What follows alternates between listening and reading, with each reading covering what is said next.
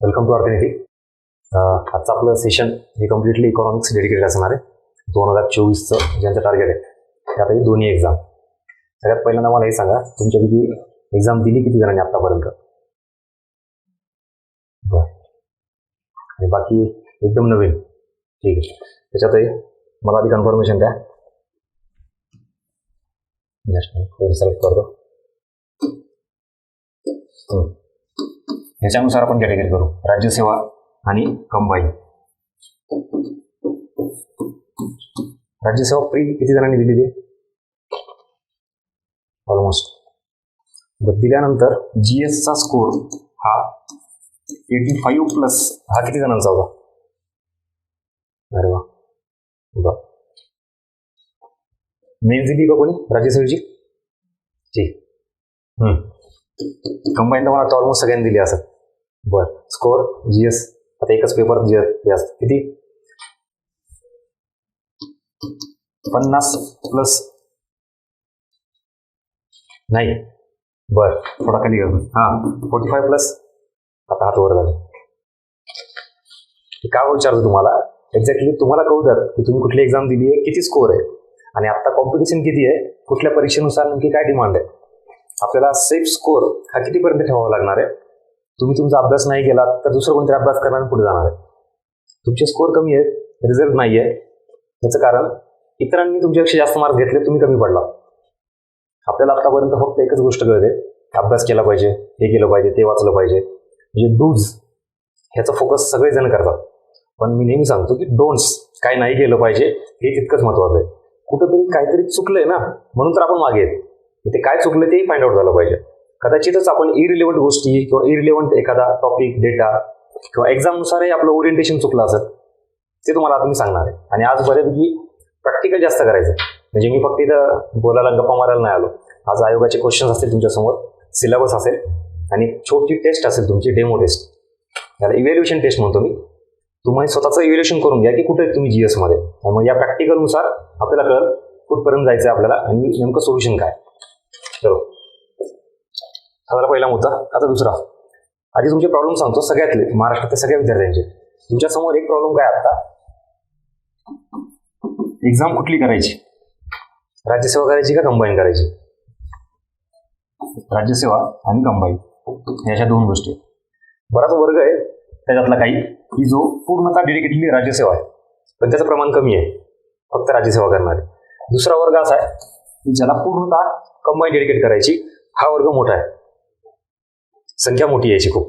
आता तिसरा वर्ग असा आहे की ज्यांना काय करायचंय, दोन्ही टार्गेट करायचे, असं पण वर्ग आहे. हा झाला प्रॉब्लेम. जर एक्झाम कुठली टार्गेट करायची आणि त्याच्यानुसार काय अभ्यास करायचा. मी आता जे काही बोललो ना, हे सगळं डेडिकेटली कशासाठी असेल, इकॉनॉमिक्ससाठी. बाकी जनरल जे असेल ते आपण वेगळा सेमिनार घेऊ, वेगळं सेशन घेऊ, त्यात काय असेल ते. हा बोला. इथं फक्त मी इकॉनॉमिक्स बद्दल बोलतोय हे याच्यामध्ये. आता प्रॉब्लेम काय लक्षात आला, एक्झाम कुठली करायची हे तुमचं कन्फ्युजन आहे. त्याला सोल्युशन घेण्यासाठी बघा, तिथं या सगळ्या गोष्टीबाबत जर केलं तर कॉमन गोष्ट तुमची कुठली आहे, तर टार्गेट 2024 हे मान्य आहे का तुम्हाला? आता इथं एक वाक्यात आली का सगळ्यांची? इथे एक्झाम मध्ये जर वेगळी असेल तर, जर हे टार्गेट आपल्याला 2024 अचीव्ह करायचं असेल तर मग आता इथून पुढे काय प्लॅन असला पाहिजे, स्ट्रॅटेजी असली पाहिजे. आणि ही मला वाटते म्हणून मी काहीतरी देणं हे अजिबात अपेक्षित नाही, हे चुकीचं आहे.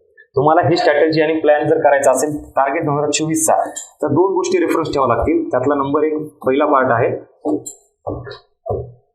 आयोगाने दिलेला सिलेबस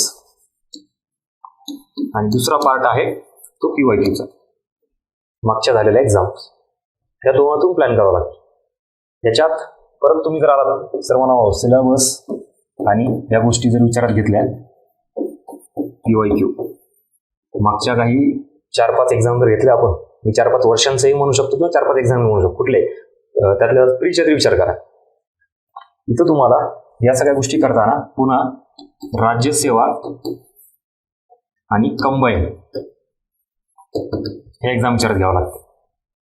राज्यसेवेमध्ये परत कुठल्या एक्झाम विचारात घ्यायच्या, प्री आणि मेन्स. इथं कंबाईन मध्ये ग्रुप बी आणि ग्रुप सी परत ह्या दोघांचे पण काय करायला लागणार आपल्याला, प्री आणि मेन्स. हे सगळं जे चाललंय तुमच्या समोर कम्प्लिटली नवीन असेल. आजपर्यंत असं अनालिसिस कधीच नाही केलं नेमकं काय, कुठली एक्झाम काय. मी तुम्हाला तुमच्या समोर तुमचे प्रॉब्लेम्स पण आणतोय, त्याच्यानंतर लगेच आपण सोल्युशन करतो. मी नेहमी सांगतो बघा, डॅमेज कंट्रोल जर करायचं असेल तर आधी डॅमेज शोधलं पाहिजे ना, मगच आपण ते कमी करू शकतो. आपलं उलट असते, आपण प्रयत्न करतो नको ते डॅमेज कंट्रोल करायला, आधी डॅमेज शोधा.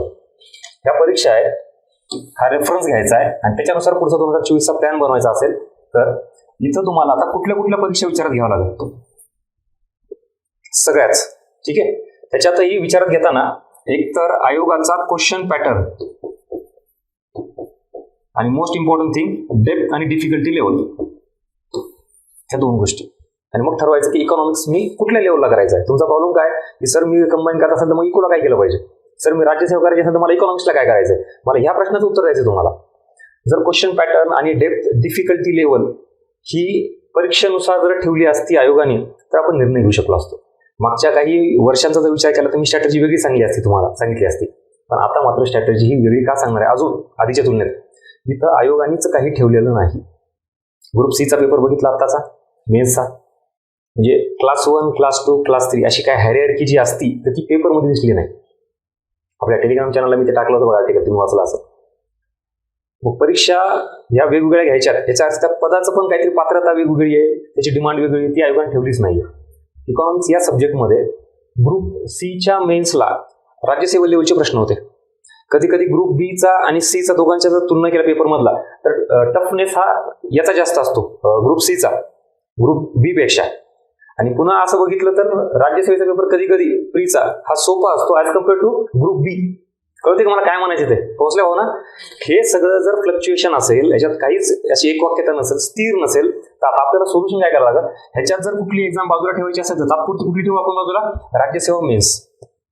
ही विचारातच घेऊ नका. विचारात घ्यायचं असेल तर राज्यसेवा प्री, कंबाईन ग्रुप बी प्री आणि याची सुद्धा इथं प्री मेन्स, याची सुद्धा प्री मेन्स, हे एवढं करा. आता सोल्युशनवर सांगतो तुम्हाला यायचं.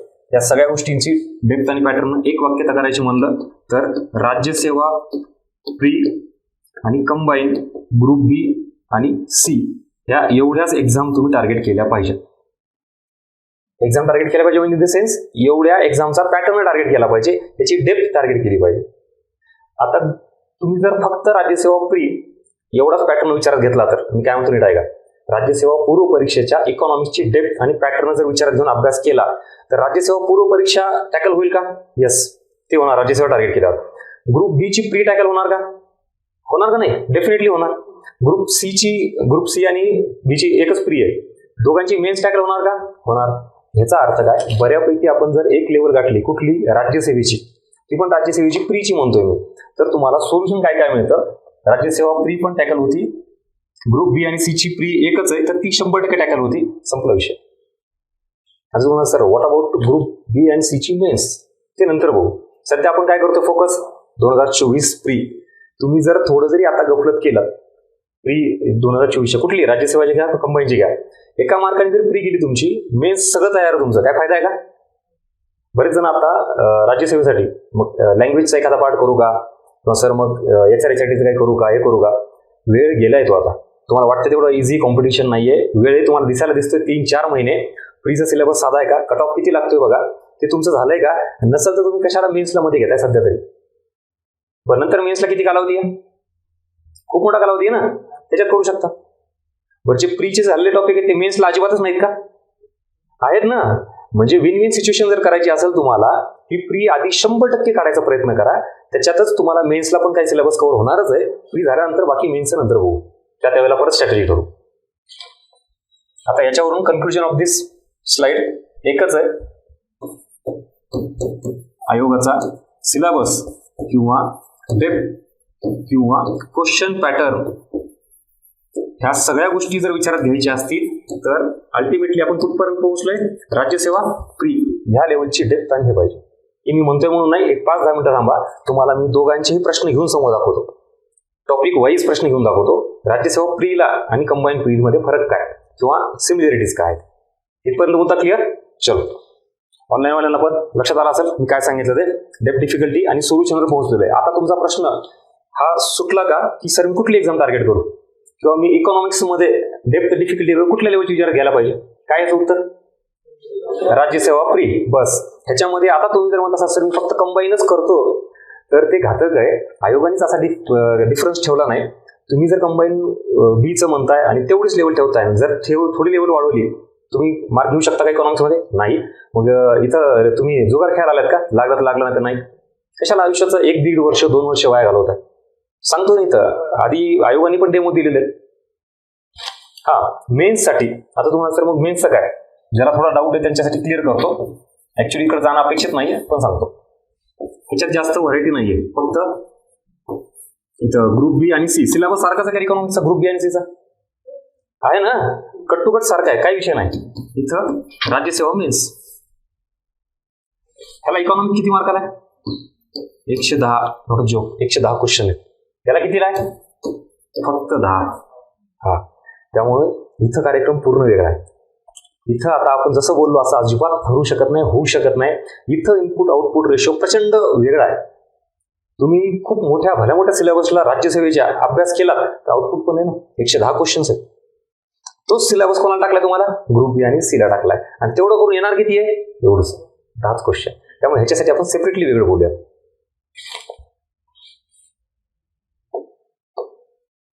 येस, चलो या पाठीमाग 2024चं टार्गेट सगळ्यांचं काहीतरी सोल्युशन मिळालं का इथं आल्यापासून? मी नेहमी सांगतो की तुम्ही ज्या लेक्चरला येताय त्यासाठी तुम्ही जो वेळ देताय ना, तो फार तुमचा क्रुशियल टाइम असतो इथून पुढचा. आता आल्यानंतर काहीतरी नवीन मिळालं पाहिजे. मी आलो आणि तुम्हाला हेच सांगितलं, हे करा ते करा, हे पुस्तक वाचा ते वाचा. ऍक्च्युली कंटेंटवर, नॉलेजवर ही जर परीक्षा असली असती, महाराष्ट्रातला कितीतरी विद्यार्थी वर्ग मोठा जो अभ्यास करतो, प्रामाणिक करतो, का नाही पास होत? त्याचं कारण हे, आपला जो काही फोकस भाग आहे किंवा अनालिसिसचा भाग आहे हा कमी असतो. हे झाल्यानंतर आता पुढे या डायरेक्टली टॉपिक कडे. बघा आता हे सगळं सांगितल्यानंतर काही टॉपिक घेतो मी. येस, इथून स्टार्ट आहे ना. हा, मी आता काय घेतलं बघा, हेडिंग तुम्हाला वाचून दाखवतो. ह्याची पीडीएफ मिळेल, काळजी करू नका, फक्त समजून घ्या नीट. आज लिहून घेण्याचं जे असेल मी सांगेल, फक्त नीट अंडरस्टँड करून घ्या. कुठली एक्झाम आहे? राज्यसेवा फ्री. टॉपिक कुठला आहे? एक्झाम कुठले घेतले मी? जे एवढे सफिशियंट आहेत ना, मागच्या 2-3 वर्षाचे घेतलेले मी, आणि आयोगाचे प्रश्न ते माझे नाही आहेत. टॉपिक दारिद्र्य, बघा आता लेवल काय, आणि ठरवा तुम्ही इकॉनॉमिक्सला काय करायचं ते. या आता याचं उत्तर, एक्सप्लेनेशन हा मुद्दा नाहीये. मुद्दा तुम्हाला काय, प्रश्न, टॉपिक, आणि आपण एखादा सब्जेक्ट कसा टार्गेट करायचा. टॉपिकचं नाव सांगा, कुठलं आहे? दारिद्र्य टॉपिक. हा, बरं. ह्याच्यात दारिद्र्यामध्ये पण काय विचारलं इथं? मल्टी डायमेन्शन पॉवर्टी ना, बहुआयामी दारिद्र्य. त्याचा किती असतो तो? 33.33च्या जास्त, 33.33च्या जास्त ते 50% पर्यंत काय असतं? बहुआयामी दारिद्र्य. 50% जास्त गेलं तर काय असतं? तीव्र बहुआयामी दारिद्र्य. 33पेक्षा कमी असेल तर व्हलनरेबल ग्रुप म्हणतो त्याला आपण, असुरक्षित गट असतो. हे प्रश्न आहे दारिद्र्य टॉपिक. चलो नेक्स्ट. ऑनलाईनला जर दिसत नसेल तर हा थोडं हे केलंय, पण आयोगाचे प्रश्न तुम्हाला मिळून जातील, काय नाही, त्याचं काही मी नवीन कुठून घेतलेलं नाही. चला, परीक्षा कुठली आहे? लक्षात ठेवा, तुमच्यासाठी सांगतोय. प्रश्न कुठला आहे आता? हे परत दारिद्र्य ना. आधीचा कसा होता? थोडा कन्सेप्ट अँगलने होता. आता काय विचारलंय? समिती. कुठली समिती? रंगराजा. आणि खाली तिथं फॅक्च्युअल डेटा विचारलाय दारिद्र्यावर. पुढं अजून एक प्रश्न काय दारिद्र्यावरच आहे. दारिद्र्य रेषा, पॉवर्टी गॅप काय आहे? कन्सेप्ट, त्याच्यावरचा प्रश्न. पुढं समिती, फॅक्च्युअल, संपले. हे कुठले प्रश्न होते? राज्यसेवा. टॉपिक सेम कुठला? दारिद्र्य. आता प्रश्न कुठले? कंबाईन. Year same. या पुढं. चला सांगा, समिती किंवा दारिद्र्यावर. ह्याच्या आधी पण नियोजन आयोगाचा काहीतरी विचारलं होतं ना, नियोजन आयोगाचा. तो कुठला होता प्रश्न? राज्यसेवेचा. हा कुठला आहे? कंबाईनचा. चला, काय आहे? समिती. ह्याच्या आधी कुठली समिती होती?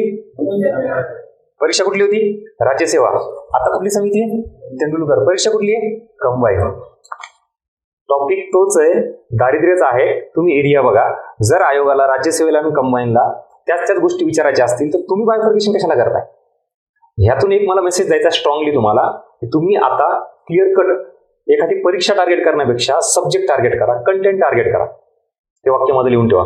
येणाऱ्या 2024 मध्ये तोच विद्यार्थी पास होईल की जो सब्जेक्ट तो व्यवस्थित करतोय. मी कंबाईन देतोय का राज्यसेवा देतोय, प्री देतोय का मेन देतोय सोडून द्या.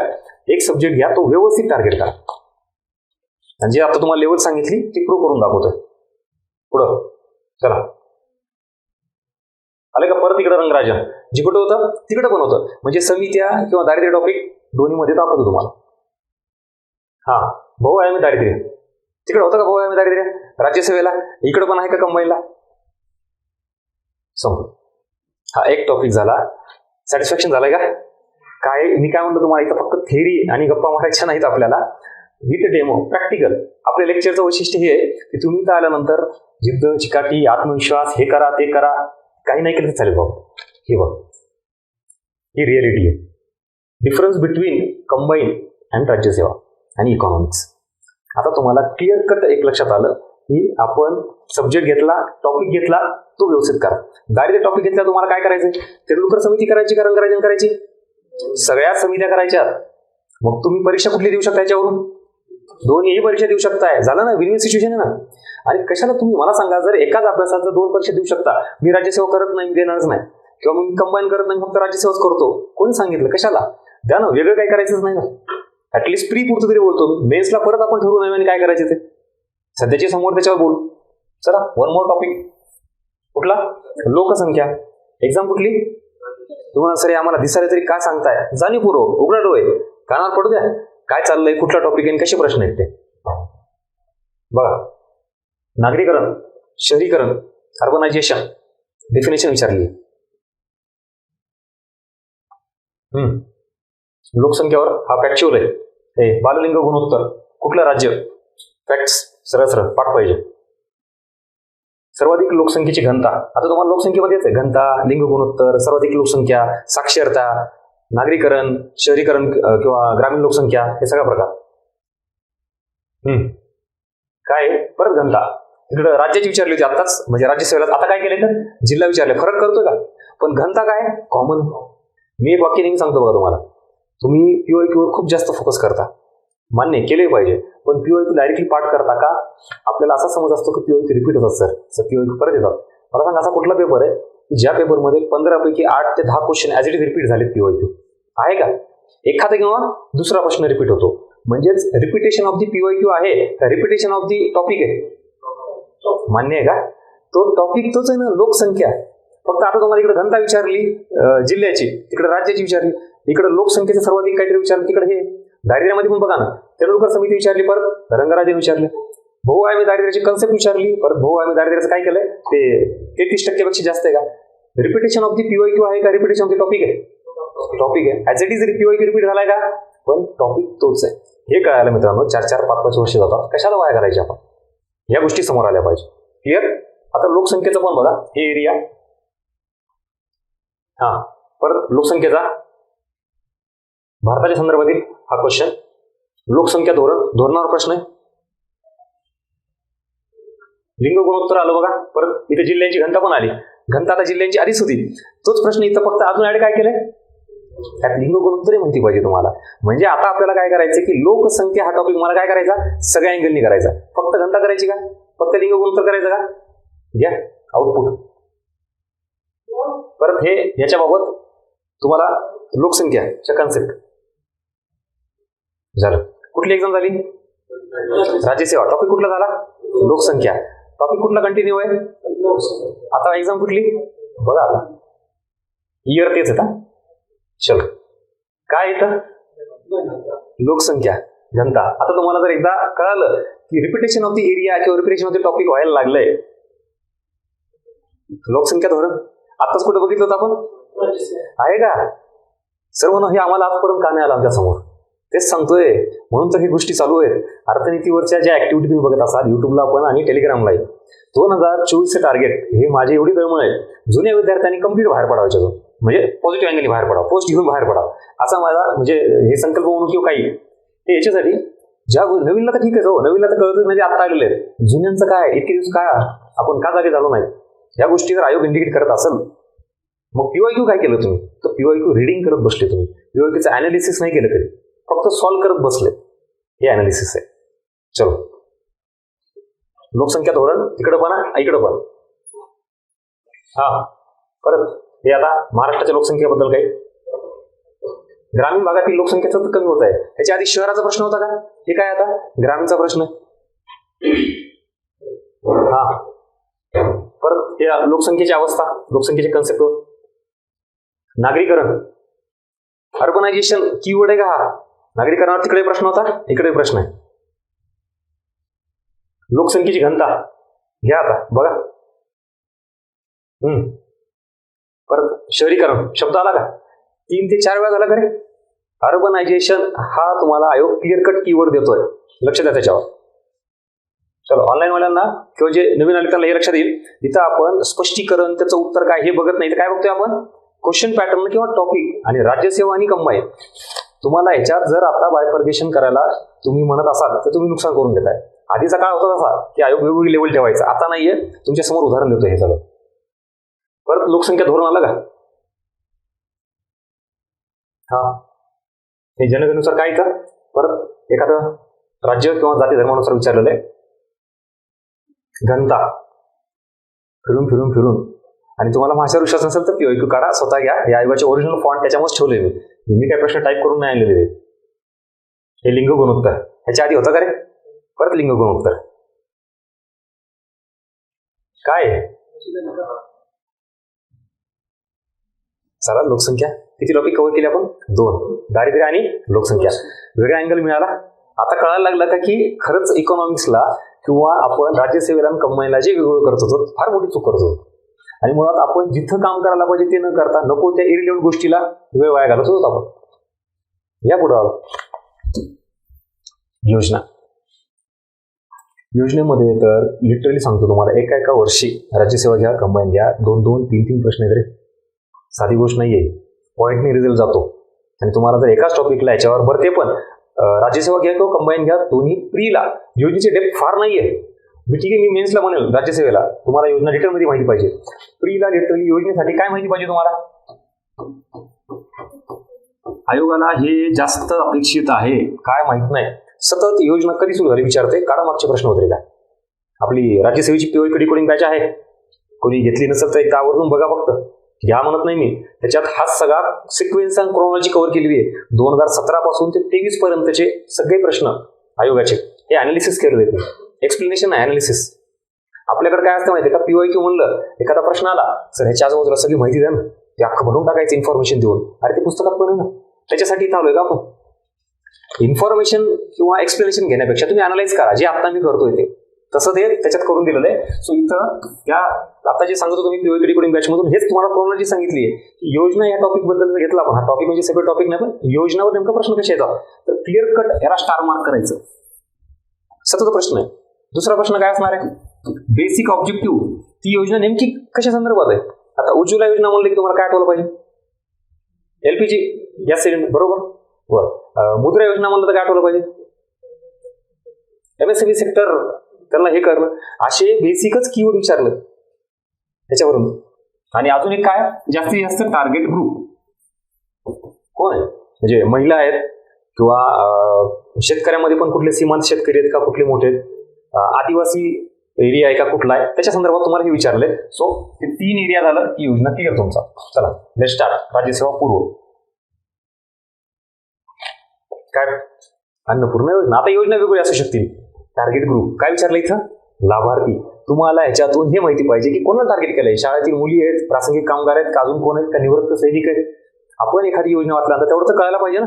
फार डिटेलमध्ये प्रश्न होता का? बेसिक आहे.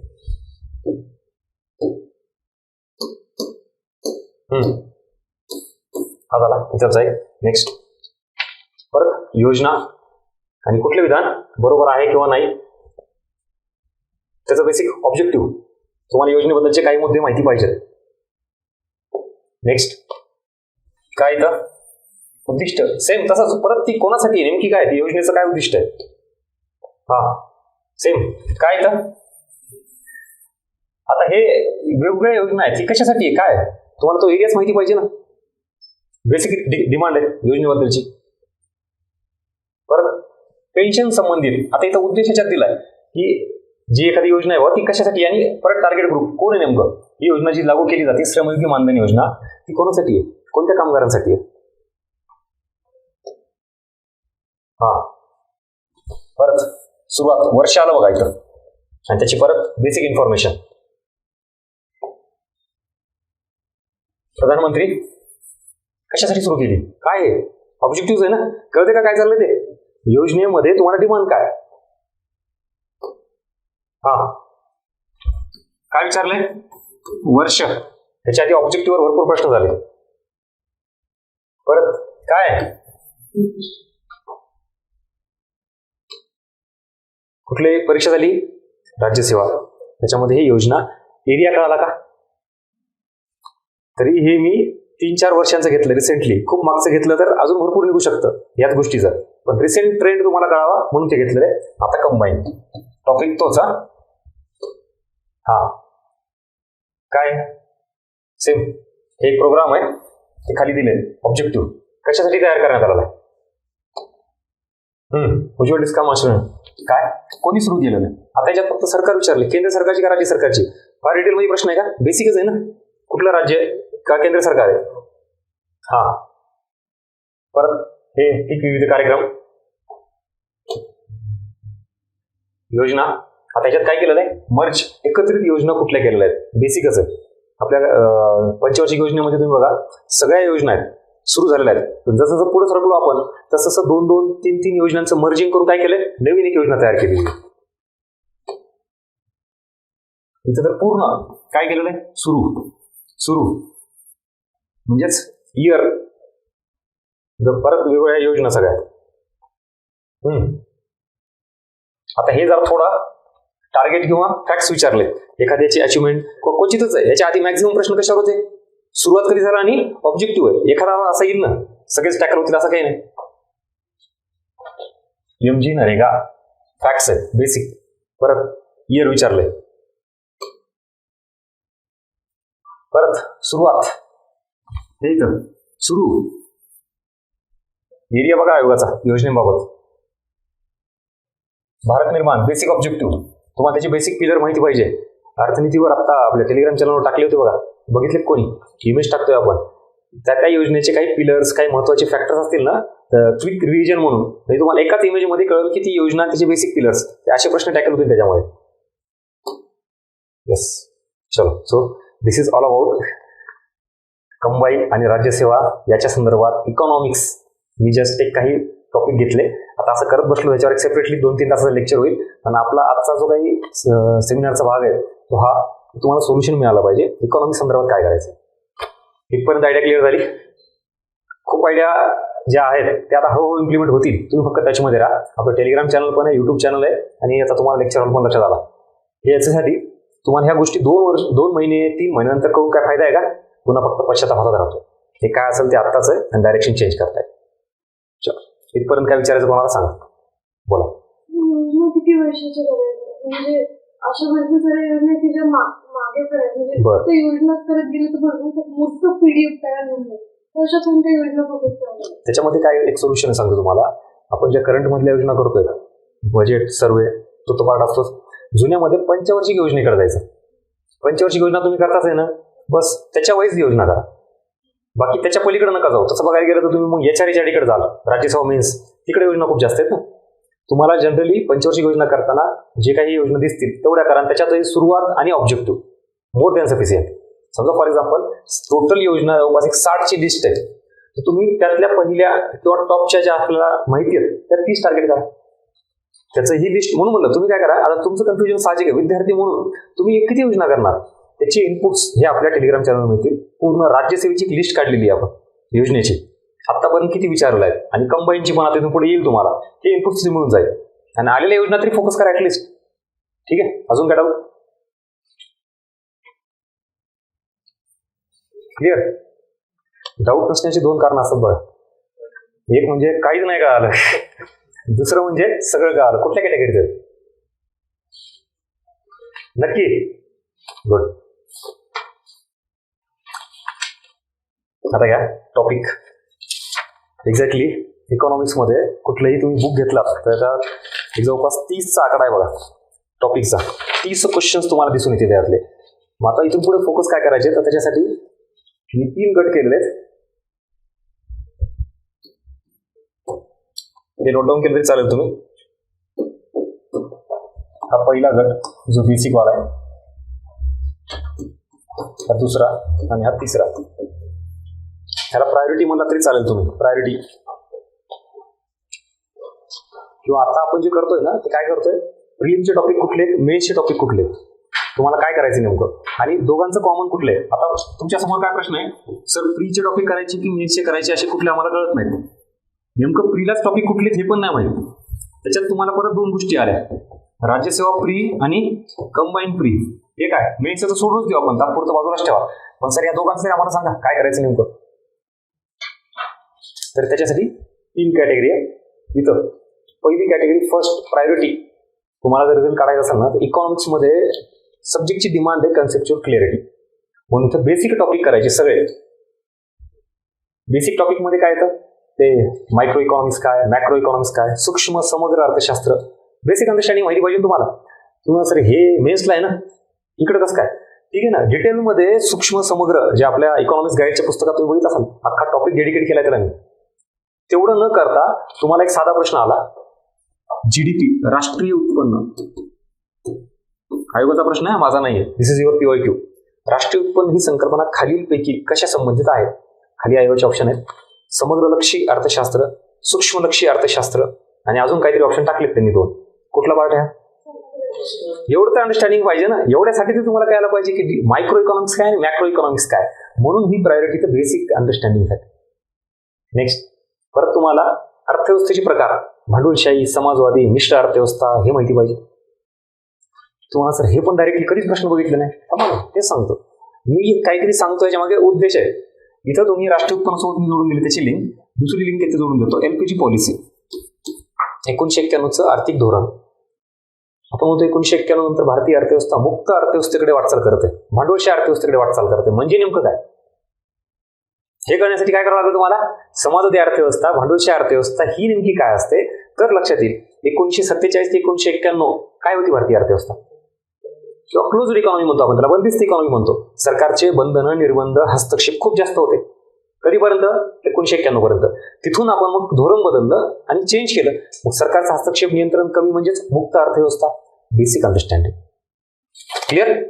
चला, सूक्ष्म समग्र अर्थशास्त्र, समाजवादी, भांडवलशाही, मिश्र अर्थव्यवस्था हे एक बघा. पुढे सगळ्यात महत्त्वाचं स्टार मार्क करा.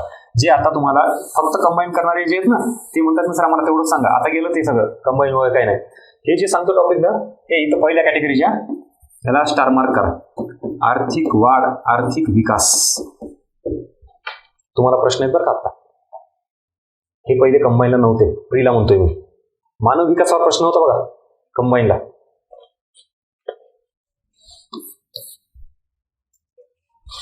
ही कन्सेप्ट तुम्हाला किती अँगलनं करायची हे पण लक्षात ठेवा. आता आर्थिक वाढ आणि आर्थिक विकास, ग्रोथ अँड डेव्हलपमेंट हे इथं.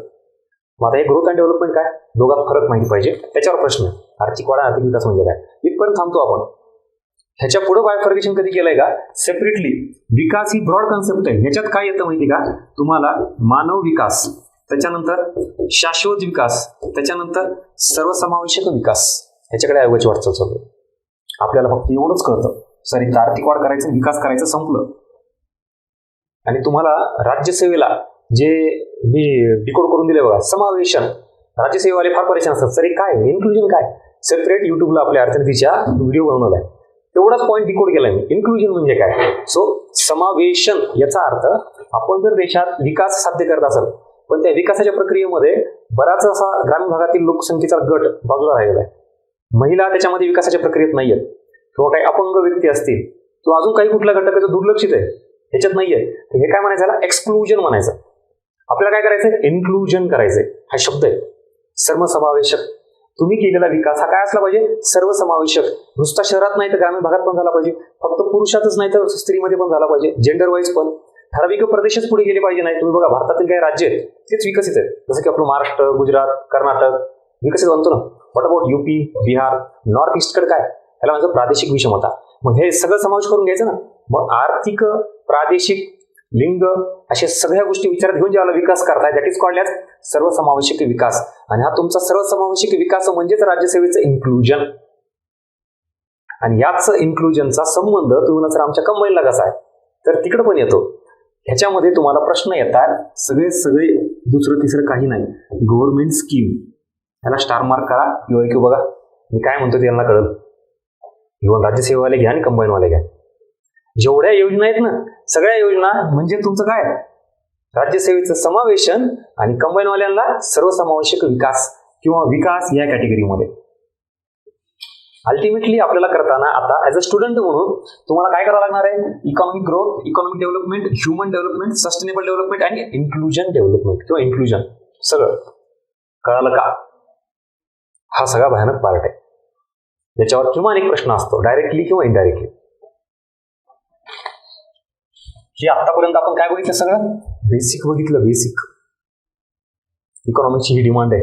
कधी हे टॉपिक आपल्या समोर आलेच नाहीत. आपण काय करतो माहिती आहे का, सुरुवात करायची अभ्यासाला पुस्तक घेतले की थेट राष्ट्रीय उत्पन्नापासून सुरुवात, तर तेच मेहनत म्हणे टॉपिक पुढे येतात म्हणे. सगळं खरं आहे, हे पाया आहे. ज्याला हे कळालं नाही पुढे येत. आता प्रश्नांची डेप्थ बघा कशी व्हायला लागली तुम्ही, मग कळलं तुम्हाला. जोपर्यंत तुम्हाला काही गोष्टी अंडरस्टँड होत नाहीत ना, काही प्रश्न बघा 1 किंवा 2 प्रश्न असे असतात तुम्ही कुठल्याच पुस्तकातून कुठल्याच इव्हन माझ्या सुद्धा पुस्तकातून किंवा मी क्लिअर मान्य करतो नाही येत, पण तुम्ही जर नीट अभ्यास केला तर अंडरस्टँडिंग होत काहीतरी लॉजिक डेव्हलप होतं. एक उदाहरण देतो दारिद्र्याबाबत. जनरली ग्रामीण आणि शहरी दोघांचं बायफर्केशन केलं तर आपल्याला जे कळतं त्याच्यानुसार ग्रामीण दारिद्र्य जास्त असेल की शहरी. ग्रामीण, राईट, कारण शहरात डेव्हलपमेंट झालेली वगैरे असतं म्हणतो, मान्य आहे. पुढचं विधान आहे का आता. शहरी दारिद्र्य हे ग्रामीण दारिद्र्याचा परिपाक आहे किंवा ग्रामीण भागातून होणाऱ्या स्थलांतराचा परिपाक आहे. स्टेटमेंट इज करेक्ट का. शहरी दारिद्र्य हे ग्रामीण भागातून होणाऱ्या स्थलांतराचा परिपाक आहे. म्हणजेच ग्रामीण भागामध्ये रोजगार निर्मिती नाहीये, पर्यायी रोजगार उपलब्ध नाहीये. तिथलचा तरुण वर्ग काय करणार आहे, शहराकडे जाणार आहे ना. पण सगळ्यांना शहरात आल्यानंतर काम मिळेल का, नाही. तिथं मोठ्या प्रमाणात बेरोजगारी असेल, तिथं मोठ्या प्रमाणात दारिद्र्य निर्माण होईल. तिथलची शहरातील बेरोजगारी आणि दारिद्र्य निर्माण होण्यामागे स्थलांतर हा घटक रिस्पॉन्सिबल आहे का नाही. ह्याच्यासाठी मी आता तुम्हाला कुठला टॉपिक शिकवला का रे. बेसिक अंडरस्टँडिंग आहे ना. Yes, exactly.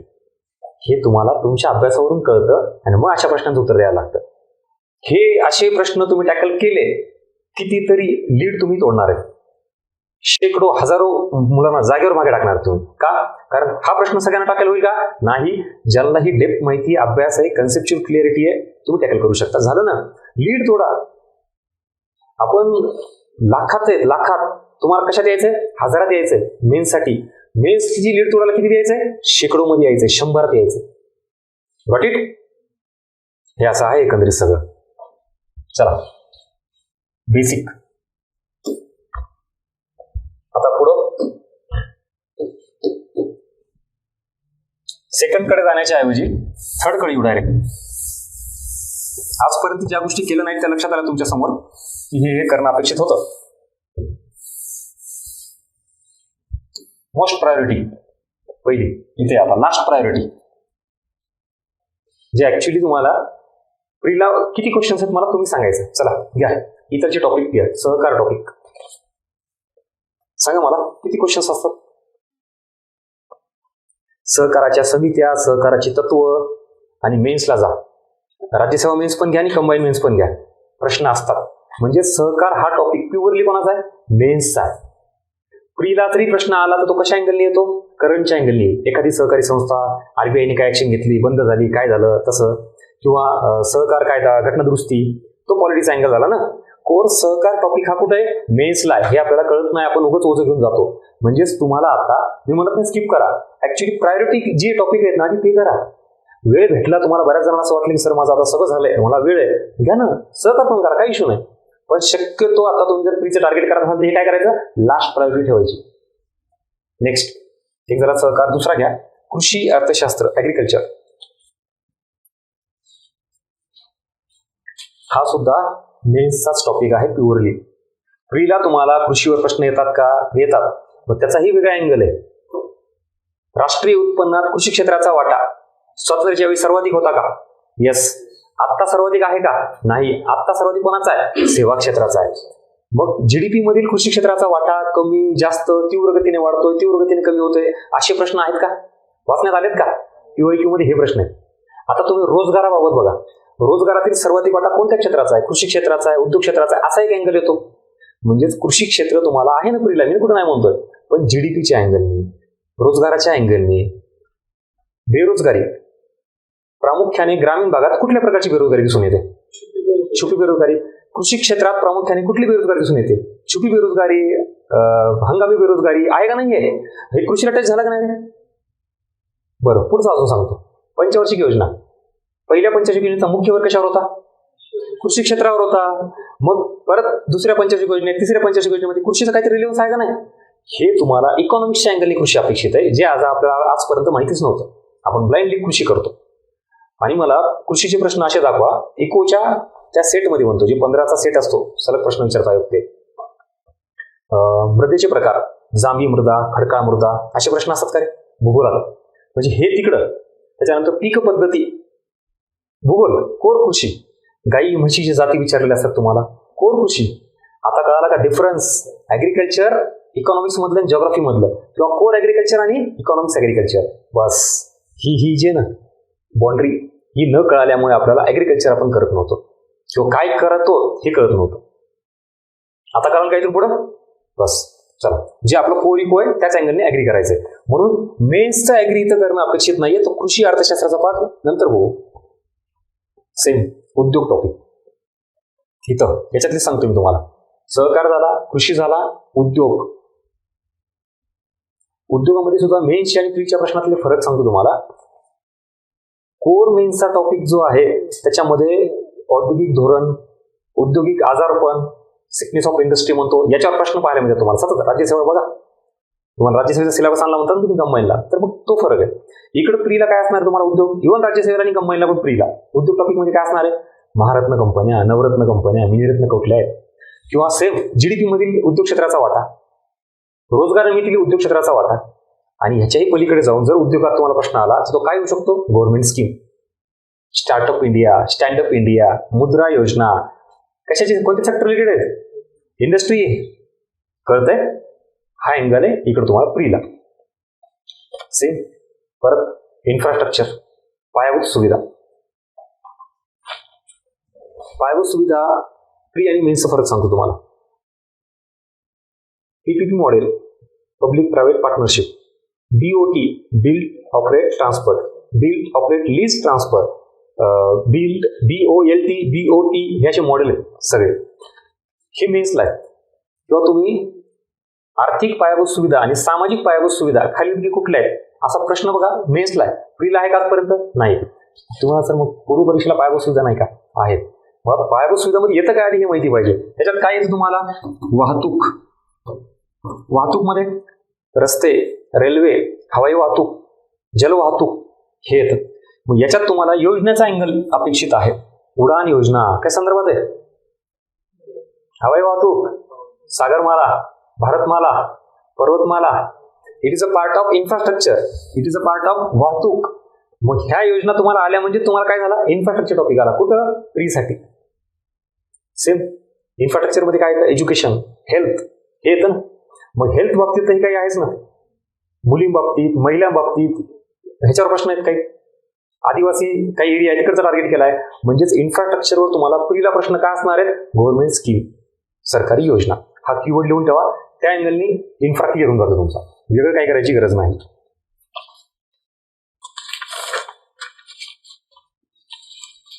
चला, कृषी, त्याच्यानंतर सहकार, उद्योग, पायाभूत सुविधा इथपर्यंत क्लिअर. आता अजून एक आहे महाराष्ट्राची अर्थव्यवस्था. तुम्हाला सर हे पण मग प्रीला एखादा प्रश्न आला तर येऊ द्या ना. आता तुम्हाला प्रीला कसा प्रश्न येणार आहे? बजेट आणि सर्वे करंटच्या अँगलनी, किंवा अजून कशाच्या अँगल येऊ शकतो? Government scheme. जसं केंद्राच्या योजना करा तशी महाराष्ट्र योजना विचारल्या जातील ना. मग हेच महाराष्ट्राची अर्थव्यवस्था. त्याच्या डिटेलमध्ये काही तुम्ही खूप करायची अजिबात गरज नाही. कशाला वेळ वाया घालवता? मेन्सला बघू नंतर. मग आता महाराष्ट्राची अर्थव्यवस्था जर करायची असेल, सेपरेट एफर्ट द्यायची गरज नाही. गव्हर्नमेंट स्कीम, बजेट, सर्वे, महाराष्ट्राच्या रिलेटेड. That's it. पुढं अर्थतज्ञ व सिद्धांत याच कॅटेगरीचा आहे आपण. अजून अर्थतज्ञ व सिद्धांत, इकॉनॉमिस्ट अँड देअर थेरीज.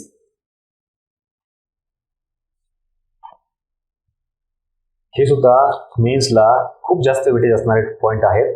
परकीय व्यापार, सार्वजनिक वित्त, कर याच्याबाबत अर्थतज्ञ विचारलेले आहेत खूप तुम्हाला. आता प्रीला प्रश्न येतच नाही का? येतो ना. पण तुम्हाला इनपुट आउटपुट रेशो पण बघा ना. मेन्सच्या अँगलनी जर बघितला तर 50पेक्षा जास्त अर्थतज्ञांची लिस्ट दाखवतो तुम्हाला मी. आतापर्यंत आयोगाने विचारलेले. एवढे अर्थतज्ञ करत बसायचे का? बरं, एका अर्थतज्ञाने एकच थेरी मांडली आहे का? जर 2 मांडल्या असतात 100 थेरीज, 50 अर्थतज्ञ, म्हणजे हे काही त्याला अर्थच नाहीये. जसं की तुम्हाला थॉमस पिकेटीचा एक प्रश्न येऊन गेला होता. आता ह्यावेळेस थॉमस पिकेटी विचारला, पुढच्या दुसरा काहीतरी विचारला. असं कितीचे मागं पडणार तुम्ही? म्हणजे हे आता काही करायची गरज नाही. आता जवळपास इथं किती 5-6 टॉपिक काढून दिले का तुम्हाला? हे झाले एवढे. आता कुठलंही पुस्तक बघा, त्याचे किमान 100 तरी पेजेस मी बाजूला करून दिले का तुम्हाला? झाली का सॉर्टिंग? की हे लास्ट प्रायोरिटी ठेवा, ह्याला हात लावायचा नाही बाबा सध्या तरी. मग घ्या, ह्याला स्टार मार्क करा. अजून महत्वाचं म्हणजेच तुम्हाला आता प्रायोरिटी काय करायचंय आणि लास्ट प्रायोरिटी काय करायचंय, ह्याच्या पलीकडं 2 नंबरचं जे आहे आता आपण जो गट करतो टॉपिकचा, तो सगळ्यात जास्त हायलाईट करा.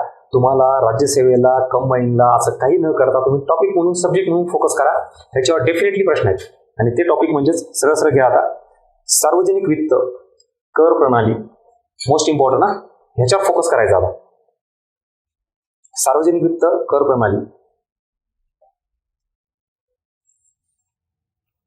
पंचवार्षिक योजना, लोकसंख्या,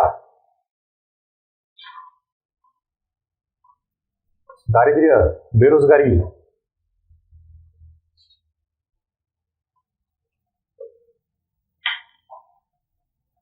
त्याच्यानंतर चलन व पैसा हा टॉपिक, चलन ऑब्लिक पैसा हा टॉपिक, त्याच्यानंतर महागाई, त्याच्यानंतर RBI, त्याच्या संबंधित असलेला बँकिंग,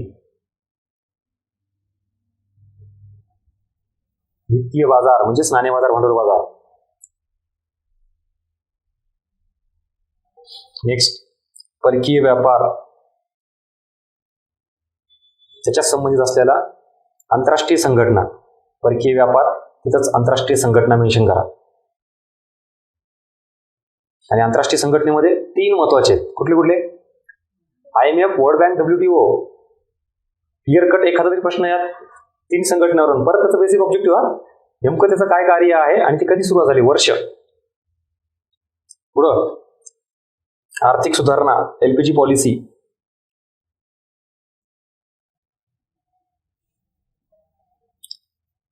राष्ट्रीय उत्पन्न हा टॉपिक,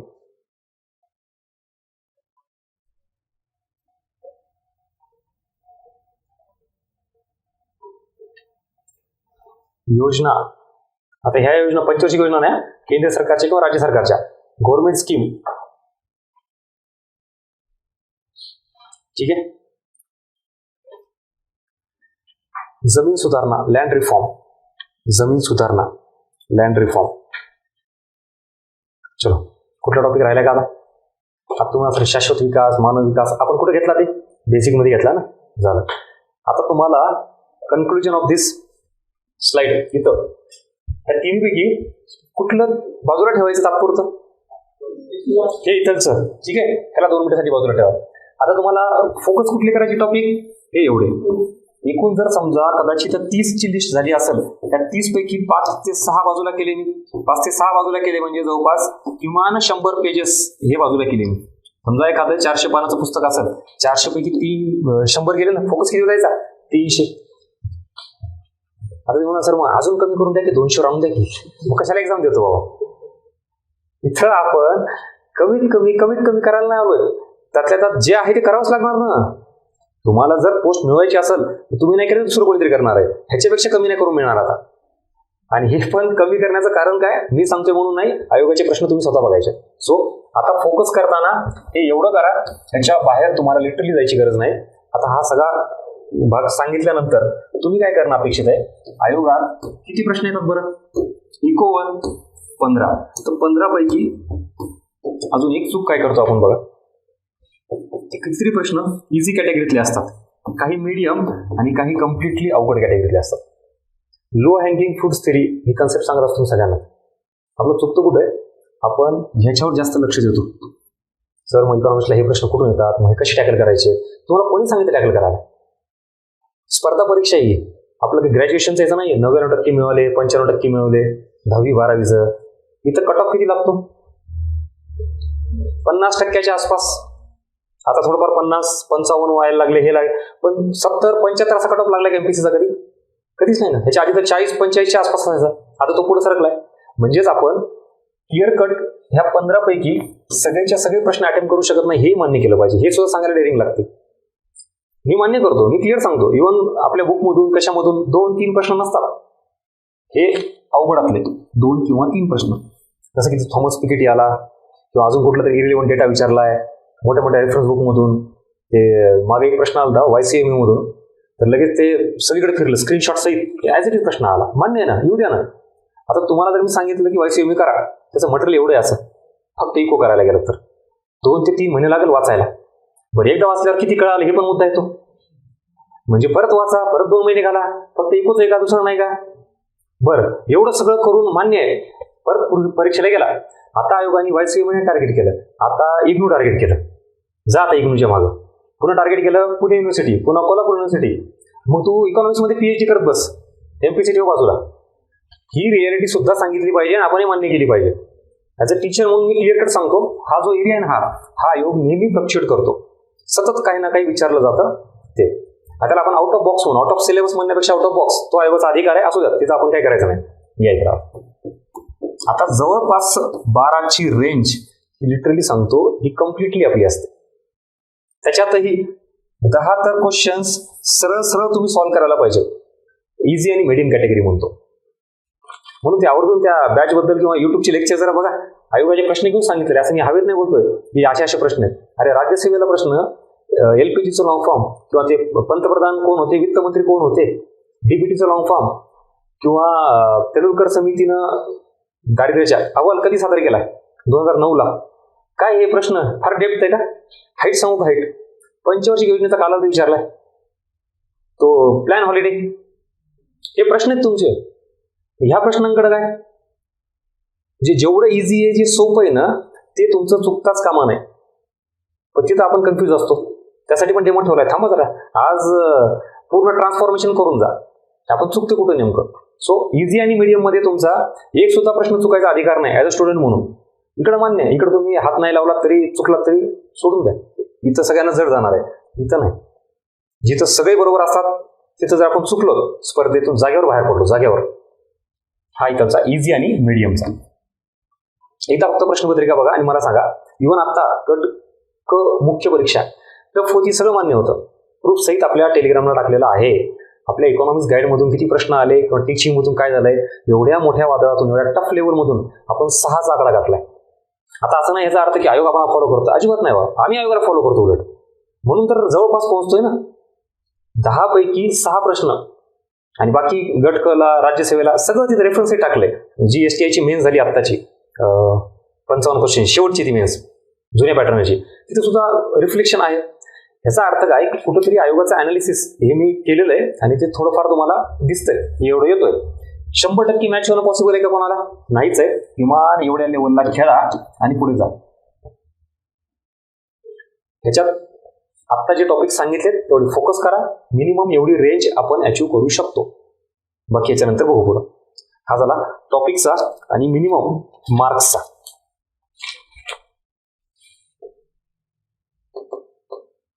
आता स्ट्रॅटेजी मधला एक पार्ट फक्त महत्वाचा आहे, तो एक घ्या. बाकी आपण थेट इव्हॅल्युएशन टेस्ट कडे जाऊया. इझी, मीडियम आणि हार्ड कळलं ना. आता अजून एक क्वेश्चनचा पॅटर्न आहे इकॉनॉमिक्स मध्ये. एक म्हणजे कन्सेप्ट, दुसरा म्हणजे फॅक्ट्स, तिसरा म्हणजे करंट. हे सगळ्यांनाच माहिती आहे, मी माझ्या प्रत्येक लेक्चरला सांगतोय. ऍक्च्युली याच्यात पुढे जाऊन काय अपेक्षित आहे तर प्रायोरिटी तुम्ही करंटला, इकॉनॉमिक्सला ह्याला 2 मिनिटासाठी बाजूला ठेवा. 15 पैकी परत 10 ते 12 क्वेश्चनची रेंज ही तुमची कशावर असणार माहिती का? कन्सेप्ट आणि फॅक्ट्सवर. फॅक्ट्स मध्ये स्टॅटिक डेटा हे अपेक्षित आहे मला. उदाहरणार्थ आरबीआयचे CRR SLR काय हे इथं विचारलं जातं. कन्सेप्ट आहे, त्याशिवाय तुम्ही प्रश्न सॉल्व्ह करू शकत नाही. इकडे या, इथं काय लागतं? पाठांतर. आरबीआयची स्थापना कधीची? 34ची, बरोबर. हा, ज्यांनी मान हरवला ना त्यांनी या पुढच्या वर्षी. आता एक क्वेश्चन गेला, संपलं. असंच त्या प्रेशरमध्ये लक्षात येत नाही 34 आहे का 35 आहे का 36 आहे, संपलं. उद्देश साध्य झाला माझा आणि आयोगाचा. तुम्हाला ह्या ट्रॅप मध्ये अडकायला थोडं अलर्ट राहावं लागतं. झाली का चूक? अवघड प्रश्न होता का फार? मग तेच जागा करायचंय. 1934 म्हणलं की आयोगाने ऑप्शन दिले की आपण निवडतो आणि पुढे जातो. फर्स्ट आन्सर केल्यावर कळतं अरे 34 नाही 35. काहीच अर्थ नाही मित्रांनो. एक वर्ष कशाला बरबाद करताय? बरं, हे झालं स्थापना. आरबीआयचा कायदा कधीचा आहे? 34चा आहे.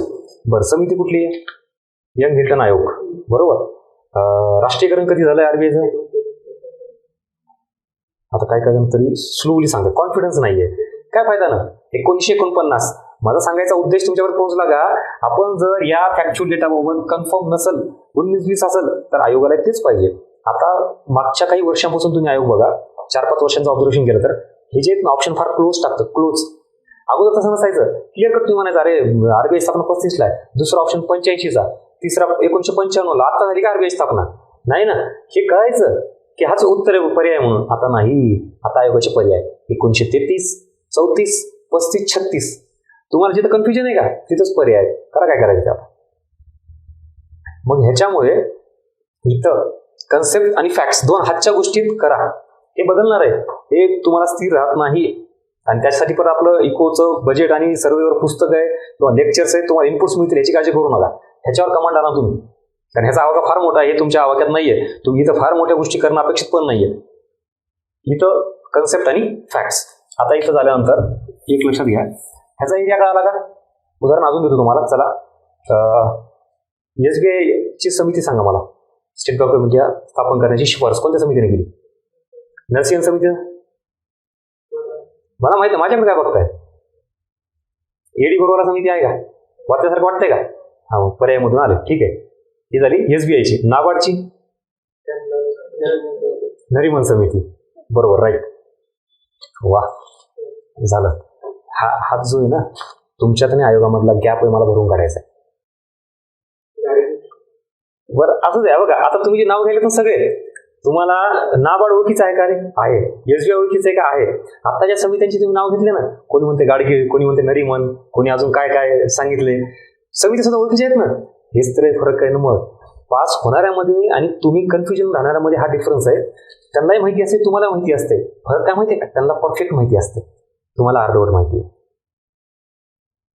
म्हणून तर हा कार्यक्रम आहे. इथून पुढचा सेमिनारचा कशाचा तुम्हाला आज आल्यानंतर वास्तवता कळाली पाहिजे. तुम्ही कुठे नेमकं चुकतंय काय होतं माहितीये का?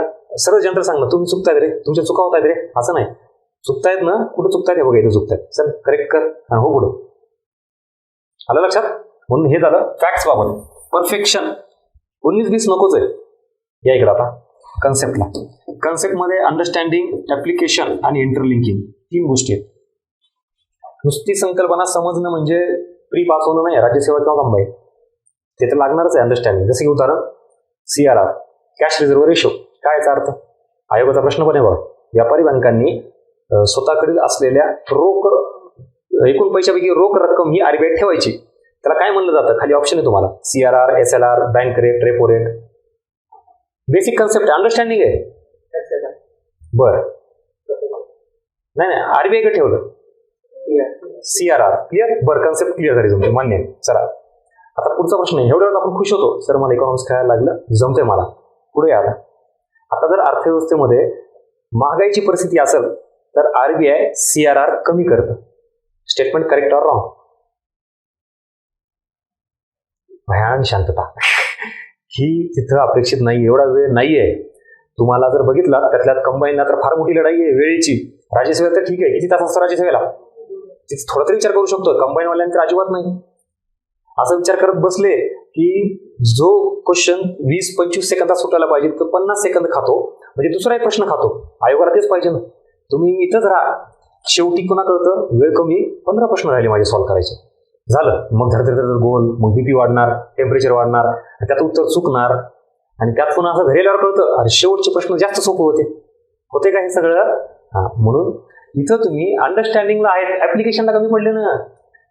CRR काय कन्सेप्ट कळाल्यानंतर CRR वाढ झाल्यावर काय होतं, घट झाल्यावर काय होतं, तेजीत काय, मंदीत काय हे माहित नाहीत. मग ही तर कमी आहेत तर काम करा ना ऍप्लिकेशनला. अजून उदाहरण देतो, कर, टॅक्स. प्रत्यक्ष कर, अप्रत्यक्ष कर म्हणजे काय? कराचा भार कोणावर ढकलला जातो, हस्तांतरित करता येतो, करता येत नाही, ही कन्सेप्ट झाली अंडरस्टँडिंग, प्रत्यक्ष आणि अप्रत्यक्ष. पुढचा प्रश्न, जर अप्रत्यक्ष करात वाढ झाली तर आर्थिक विषमता सुद्धा वाढते.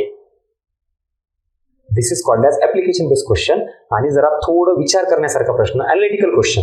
तिथपर्यंत आपण पोहोचलो पाहिजे मित्रांनो, त्याशिवाय रिझल्ट नाही. असे प्रश्न जे आहेत ना खूप जास्त येत नाहीत, 1 किंवा 2, बस तिथंच हजारोची लीड कापता तुम्ही, हजारोची लीड ब्रेक करताय. बरं, हे फार अवघड आहे का प्रश्न? म्हणजेच कुठल्या रेफरन्स बुकवरून आणलाय का प्रश्न? तुमच्याच कन्सेप्टवर, तुमच्या ह्याच्यावर आहे, तुम्ही त्याच्यावर किती काम करताय त्याच्या बेसिसवर हे प्रश्न सुटतात. कळते का मला काय म्हणायचं, कळालं का? बस, मग ह्या सगळ्या गोष्टी अंडरस्टँडिंग, ऍप्लिकेशन इथं करा रे. आता इंटरलिंकिंगचा काय प्रकार आहे? उदाहरण आता जे सांगितलं तसं, अर्थव्यवस्थेमध्ये चलन व पैसा याचं प्रमाण वाढलं की महागाई कमी होते. म्हणजे चलन हा पैसा जो टॉपिक आहे ना तोही करायचा, त्याचे संबंध महागाईशी जोडायचे. दुसरा प्रश्न, जर अर्थव्यवस्थेमध्ये सार्वजनिक खर्च सरकारने जर वाढवला तर रोजगार निर्मितीला चालना मिळते. म्हणजे मी 2 टॉपिक एकत्र करायला लागलो, रोजगार निर्मिती, बेरोजगारी हा टॉपिक आणि सार्वजनिक वित्त. किंवा आता जसं सांगितलं तसं प्रत्यक्ष कर, अप्रत्यक्ष कर आणि आर्थिक विषमता म्हणजे दारिद्र्य. कळते काय चाललंय ते? त्याला म्हणायचं इंटरलिंकिंग. मग इथं सुद्धा आपण गाफील असतो. हा आयोगाचा पॅटर्न कधी आपल्या समोर येतच नाही, तिथपर्यंत पोहोचत नाहीत. आपले पूर्ण महाराष्ट्रात MPSC करणाऱ्यांचं काय झालं माहितीये का? फक्त अंडरस्टँडिंग लेवलला झालं, संपलं. आता आपल्याला कुठं जायचंय? ह्या लेवलला जायचंय. कशी राज्यसेवा आणि कंबाईन निघत नाही बघू आपण 2024. तुमची तयारी आहे का? आता आपली जी काही 27 तारखेला बॅच होणार ना चालू, ऑफलाईन ऑनलाईन आणि राज्यसेवा आणि कंबाईन या दोन्हीसाठी, ते हेच आहे. आपल्याला ह्या लेवलला पुढे घेऊन जायचं इकॉनॉमिक्सला. कसं आउटपुट मिळत नाही आपण बघू. बरं, ह्या कुठल्या गोष्टी मी म्हणतोय म्हणून फॉलो का करू? आयोगाला तरी ऐकता काय त्यांचं तरी? आयोगाचे प्रश्न आहेत, आयोगाचा सिलेबस आहे, तुम्हाला सरळ क्लिअर समोर ठेवून दाखवू आपण ते. ही वाटचाल आपली अशीच असणार आहे. 2024ची एक्झाम ही शेवटची असली पाहिजे. म्हणजेच त्याचा अर्थ काय? पुन्हा एक्झाम द्यायची गरज पडावं का? नाही. मग ती राज्यसेवा घ्या किंवा कंबाईन घ्या, आणि हे पॉसिबल आहे. इको सारख्या सब्जेक्टमध्ये तुमच्या आतापर्यंत ह्या अवघडामुळं, सर समजत नसल्यामुळं 5-6 क्वेश्चनची रेंज आहे तुमची फक्त. त्यातही 10 सॉल्व्ह करतात, 4-5 चुकतात. मग आता तुमचा हा आकडा डायरेक्ट किमान 10वर न्यायचा, मिनिमम 10. म्हणजे तुम्ही किती लीड जोडणार आहेत? 5 क्वेश्चन्सनी लीड जोडणार आहेत इतर तुलनेत. आणि हे किमान म्हणतोय, आकडा 11-12 जाऊ शकतो. आहे तसे विद्यार्थी पण. बघा आता चॉईस इज युअर्स, तुम्ही ठरवा काय करायचं आणि काय नाही. इको बद्दल आतापर्यंत जे केलं त्या चुका. हा झाला क्वेश्चन पॅटर्न याचा. सगळ्यात महत्वाचा पार्ट, ती PDF ओपन करा. हा, इथपर्यंत कळालं? डेस्कटॉपलाच आहे का PDF? हा, ठीक आहे. थांब, काय नाही याच्यातच. चला, इथपर्यंत काय डाऊट आहे का? ऑफलाईन परत 2 कॅटेगरी सांगा. डाऊट म्हणजे काहीच नाही कळालं का सगळं कळालं का? आज जरा असं विचित्र कुठेतरी वेगळ्या ठिकाणी आल्यासारखं फील यायला लागलाय. उद्या तेच तुम्हाला जे वाटतं, जे सोपं इथून खुश करून पाठवणं अजिबात हेतू नाही माझा. तुम्ही दुःखी गेला पाहिजे इथून. का? कारण हे असं भयानक जर सगळा प्रकार असेल, वास्तव असेल, तर आपल्यासमोर का नाही आलं? मग आता आलं तर ठीक आहे, इतके दिवस झालं, जे गेलं सोडून द्या, सगळं पास्ट सोडून द्या. प्रेझेंट काय आणि त्याच्यावर तुम्ही फ्युचर ठरवा.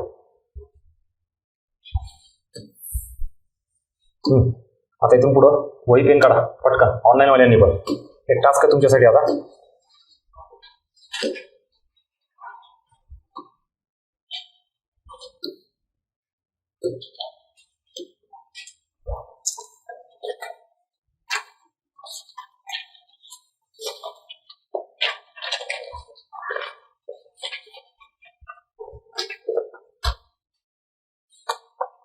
आता हे काय असणार आहे बघा, नेमका प्रकार काय?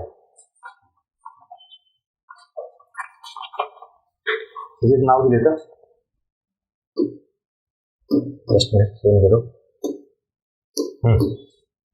सेल्फ इव्हॅल्युएशन टेस्ट ही एक टेस्ट आहे. काय करणार आहे तुमचं हे सेल्फ इव्हॅल्युएशन करणार रिगार्डिंग कुठला सब्जेक्ट इकॉनॉमिक्स. का बरं? जेव्हा तुम्ही सेल्फ इव्हॅल्युएशन करताय, मूल्यमापन करताय, जे आजपर्यंत केलं नाही, तुम्ही तुमच्या चुकाच बाहेर काढत नाही, काय चुकतं हेच समोर आणत नाही, तर कसं पुढची वाटचाल ठरवता येईल ना. ते इव्हॅल्युएशन इथं करायचंय. ह्याच्यामुळे आपल्याला काय मिळणार आहे? प्रॉपर डायरेक्शन मिळणार आहे. त्यासाठी इथं काही मी क्वेश्चन समोर ठेवलेत तुमच्या. हे असे सांगतो तुम्ही काय करायचं. त्याला नंबर टाका 1 ते 30 पर्यंत आणि त्याच्या पुढे आपल्याला उत्तर लिहायचंय. असे सरळ नंबर टाकून द्या 1, 2, 3, 4, 30 पर्यंत पटकन. ऑनलाईन वाल्याला पण ऍक्टिव्हिटी करा. काही जुने विद्यार्थी त्यांना माहिती असेल की मी प्रत्येक बॅचला घेत असतो जाणीवपूर्वक. जे नवीन आहेत त्यांनी तर आवर्जून फॉलो करा. मी काय सांगतोय ते फक्त.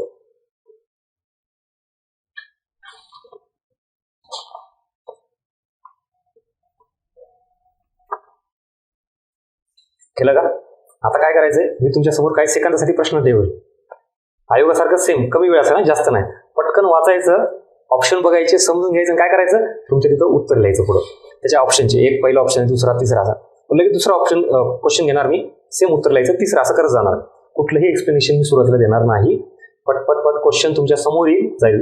15 ते 20 मिनिटं पुढची शांतता, आयोगात असल्यासारखा पेपर सॉल्व्ह करा. कळलं काय चाललंय ते? चला लेट स्टार्ट. वेळ कमी असणाऱ्या पटकन हे करा. हा पहिला प्रश्न वाचा, उत्तर मेन्शन करा.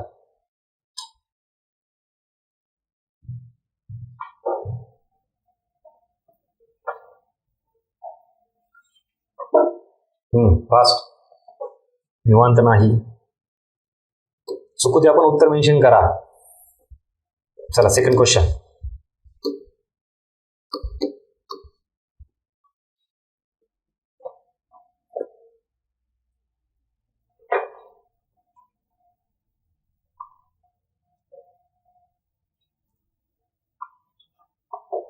नेक्स्ट. वन लाईनर एकदम इझी आहे, पटकन सॉल्व्ह केला पाहिजे.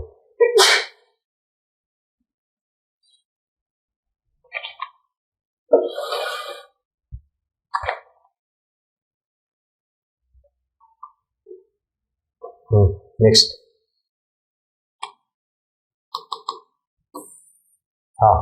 कन्सेप्च्युअल आहे.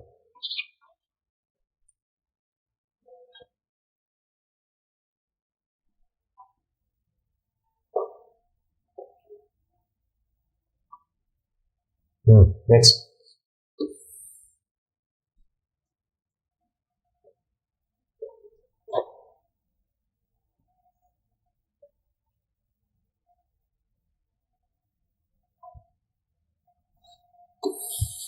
नेक्स्ट. कन्सेप्ट परत.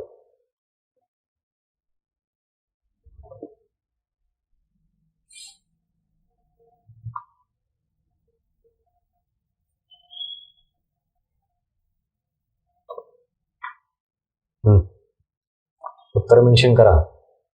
जे नवीन वाले ज्यांना काहीच नाही करत, टेन्शन घेऊ नका, फक्त वाचा, प्रश्नांचा फील घ्या. नवीन वाल्यांना सरप्राईज मिळेल याच्यात, काय उद्देश काय नेमका याच्या मागे, आणि जुन्या वाल्यांना मोठा सबक मिळेल.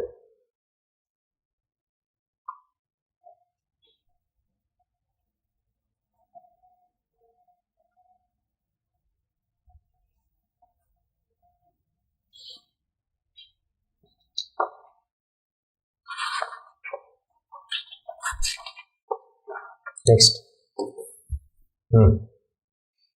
हा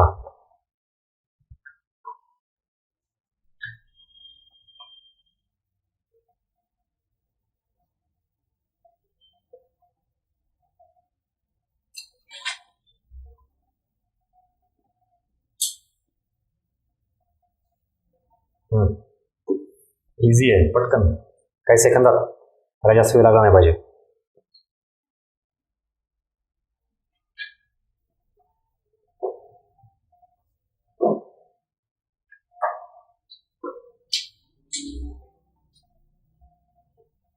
नेक्स्ट. हम्म.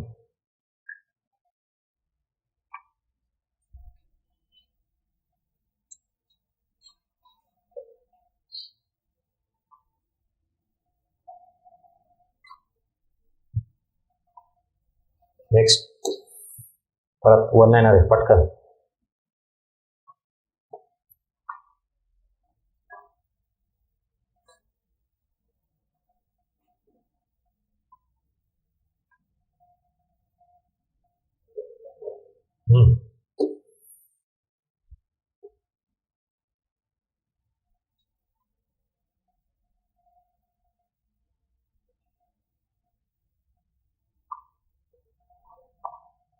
नेक्स्ट.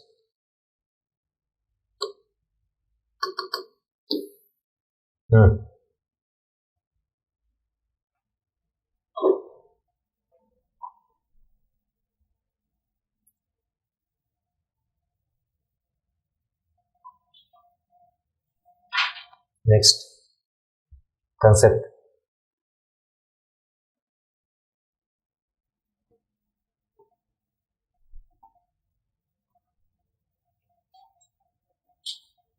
पुढं. कन्सेप्ट.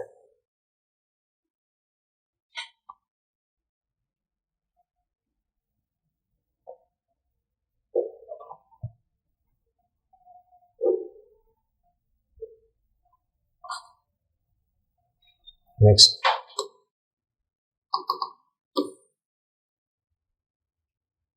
छोटा प्रश्न आहे, पटकन.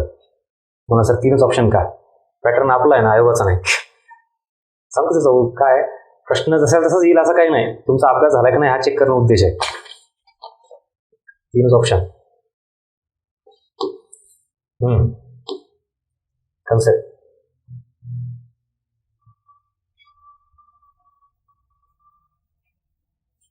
आता आपण डिस्कस केला बघा हे.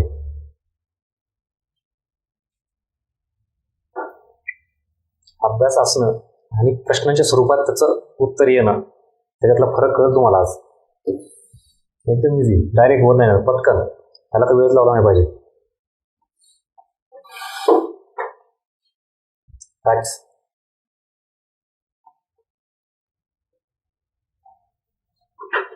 झाला का?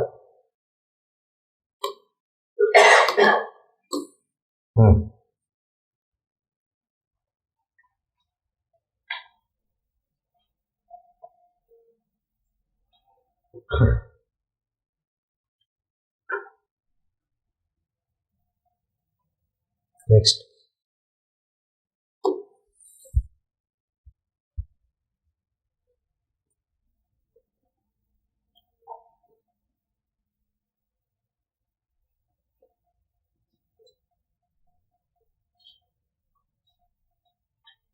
नेक्स्ट.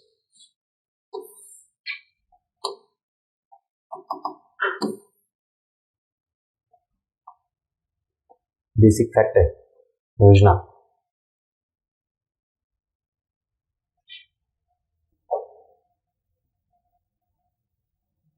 नेक्स्ट.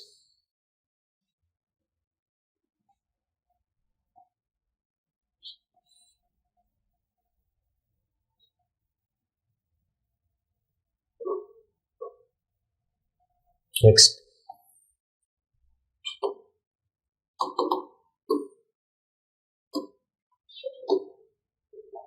अर्थतज्ञ.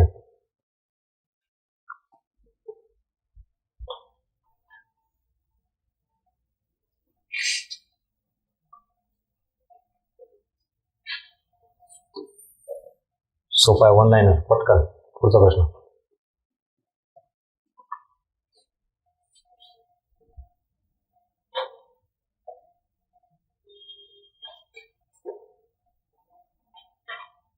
नेक्स्ट.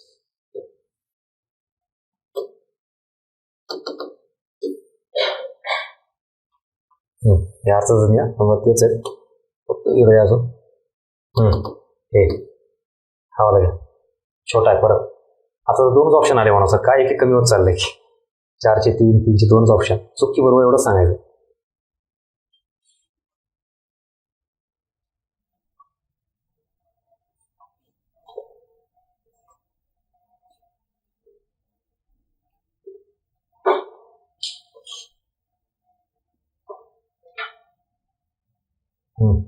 नेक्स्ट.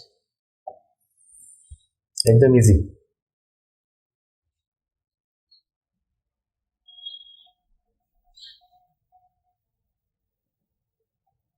पटकन. सेम पुढचा पण एकदम इझी. फास्ट.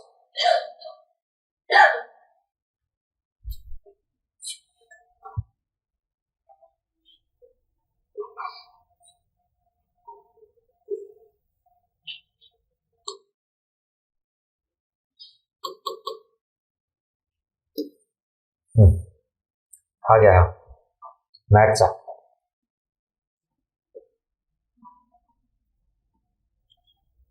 चुकी बरोबर एवढंच. पटकन. One liner. MRTP.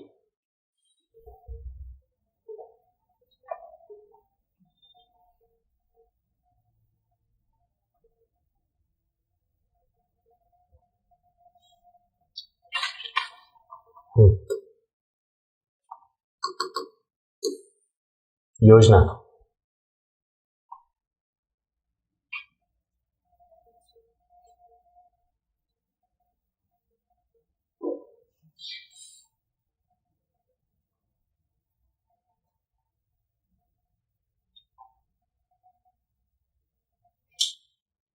नेक्स्ट.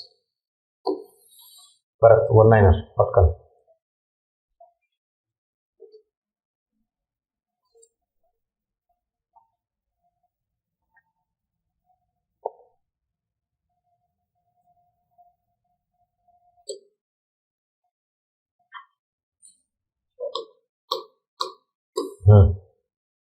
दारिद्र्य टॉपिक.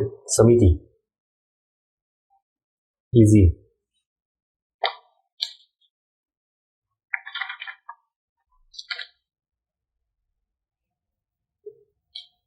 परत नेक्स्ट. परत आयोगाचाच पॅटर्न आहे. लॉंग फॉर्म आला काही स्वतःचा नाहीये. क्लिअर कट तुम्हाला आतापर्यंत कंबाईन आणि राज्यसेवा इव्हन मेन्सला सुद्धा रिलाज नाही. आणि ते अर्थातच नाही. ठीक आहे. पुढचे. हा एक सगळ्यात महत्वाचा एकदम. परत नरेगा सतत वाचतो, सतत पेपरला आहे.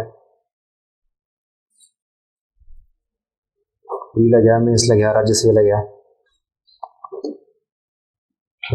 झाला का? पुढचा सोडून द्या. हे झाले काही प्रश्न. कसं वाटलं?